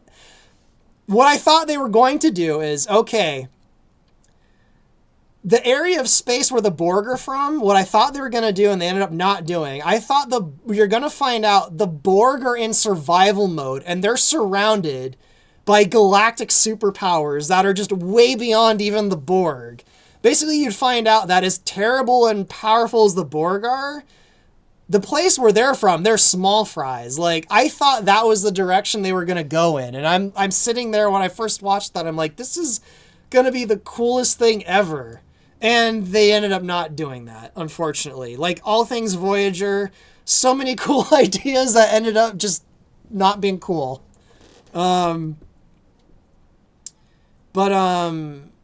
I forgot who said that, or the team of, the space Mewtwo's. Yeah, they do kind of look like Mewtwo now that I think about it. The Undine or whatever, they got the things on their necks too, and they have like the weird legs. They do kind of, now that I think about it, they do kind of look a little bit like Mewtwo. Even though they don't have tails, they have the third leg that kind of looks a bit like a tail.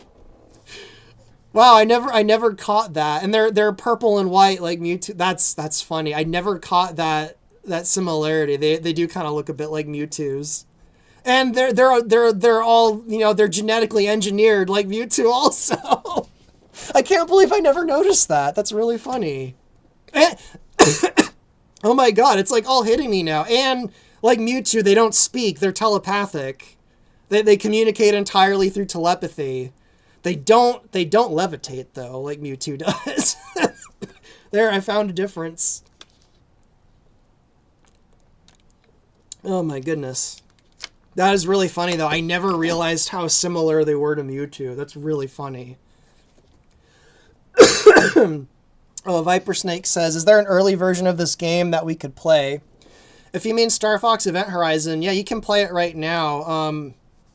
I'll post a link in the chat. I should have put it in the description. But there's this, it's this platform called Gnosis. You download it, and then you start it up, and then you go to the Explore section and just look for Star Fox Event Horizon. But let me get you a link to that.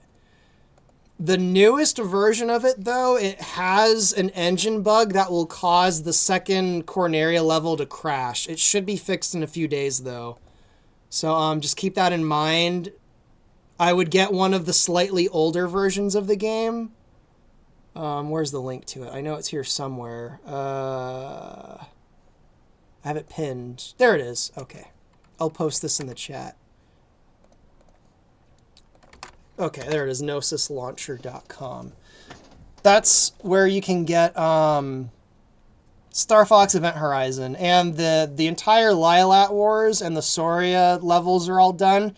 They don't all have the voiceovers for all of them yet. Most of the Lylat Wars has the voiceovers done, but they still need a lot of the voice work to get done. But the actual levels are completely playable, which is about, I think it's almost 40 levels.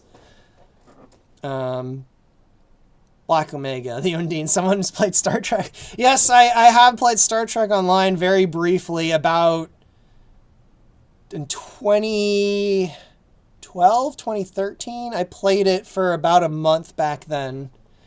And I just don't like MMOs, so I didn't play it for very long. Have you ever played Star Trek Shattered Universe? I haven't played it, but my friend has it, and he's played it, and I've watched videos of it, so I'm very familiar with Shattered Universe, but I've technically not played it myself. That game is really wacky, and I don't mean that in a bad way. Just Mirror Universe games are kind of fun in general. Or just Mirror Universe Star Trek episodes are really, really, really wacky. Oh, that's beautiful. Thank you so much. Oh, no problem. If you have trouble getting it to run or whatever, just go to the. I'll also post it in the chat. There's a Discord. It's called the Hardlight Discord. It's all the people that have like worked on the engine that the game uses, and there's a Star Fox Event Horizon channel there. If there's any like bugs or problems you have getting the game to run, just post in there. And sometimes we have trouble finding the problems, but usually we do find them. Let me get an invite to their invite to server, copy, and paste. And like I said, the newest version of Event Horizon that's out right now, which I think is 0.8.35, it will crash on the second Cornerian level, the one when you go down to Corneria City, because of a bug that was added into the engine. So I recommend trying one of... There'll be like a list of versions when you're downloading the game. I'd recommend getting... I don't remember all the numbers off the top of my head, but one of a few versions back that doesn't have that bug in it. Or you won't be able to get past the second Corneria level. But if you wait a few days, that should be fixed. There'll be a patch for it in a few days. So,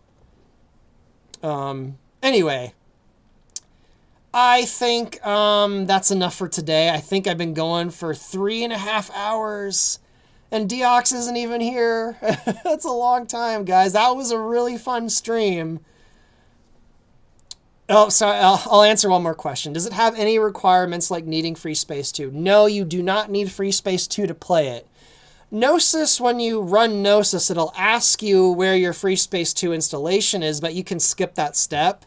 That's just because you can run Free Space 2 through Gnosis, and Gnosis will have all of the engine updates and stuff that they've added over the years, but you don't need Free Space 2 at all. I highly recommend getting Free Space 2, though, because it's an awesome game. And I think it's only like $5 or less bucks. I think it's on Good Old Games for like $3 or $4. Let me check. It's pretty cheap, and it's just a fantastic game. Good old. Let me see how much it is right now on Good Old Games. If it'll ever load. Oh, actually, it's $25. It's actually a lot on Good Old Games right now. That's weird. See, I got it for like $5 like years ago. Why is it $25? All right, well, I mean, Free Space 2 is a good enough game that I'd say it's worth more than $25, but I'm kind of surprised it's $25 on Good Old Games right now. I'm dead certain it used to be only $5. But no, you don't need it. But yeah, if you have any further questions, just go to that Discord, go to the Star Fox Event Horizon channel, ask them there. Oh, you have it on Steam. Okay, yeah, then just if you have it, then awesome. It's a good game. Although if I remember right, the Steam version actually has like issues that won't let it run right, and you have to like fidget with it. Although Gnosis probably fixes all of those issues now that I think about it. If you put the Steam copy through Gnosis, it'll probably just run fine. All right, well, yeah. But if you have Free Space 2, awesome. It's a great game, but you actually technically don't need it. Anyway, I'm going, guys. That was fun. I don't know if I'll be doing any streams in the near future. I know Estelle and I said we were going to do a Christmas stream. That never happened, but I called that one. Every year, every single year, we're like, let's do a Christmas stream, and then it just never happens because she's too busy, or I'm usually too busy in December too. Maybe I'll stream Wild Blue Skies if that ends up being an awesome game and I have some time. But otherwise, just stay tuned for new updates to the game. There should be, like I said, there should be a patch in a few days. The next level I'm working on, I'm actually completely redoing the Moon Mountain level because there's a few issues that need to that whole level, it needs to be gutted and redone from scratch. So I'm gonna try and quickly redo the Moon Mountain level, and then I'm just gonna get right back into the rest of the Star Fox 2 level. So the next thing you see from me, it'll either be fully voiced Titania, or it'll be a redo of Moon Mountain so that it works right. But anyway, see you everyone. Where's the button to end the stream? There it is. Bye.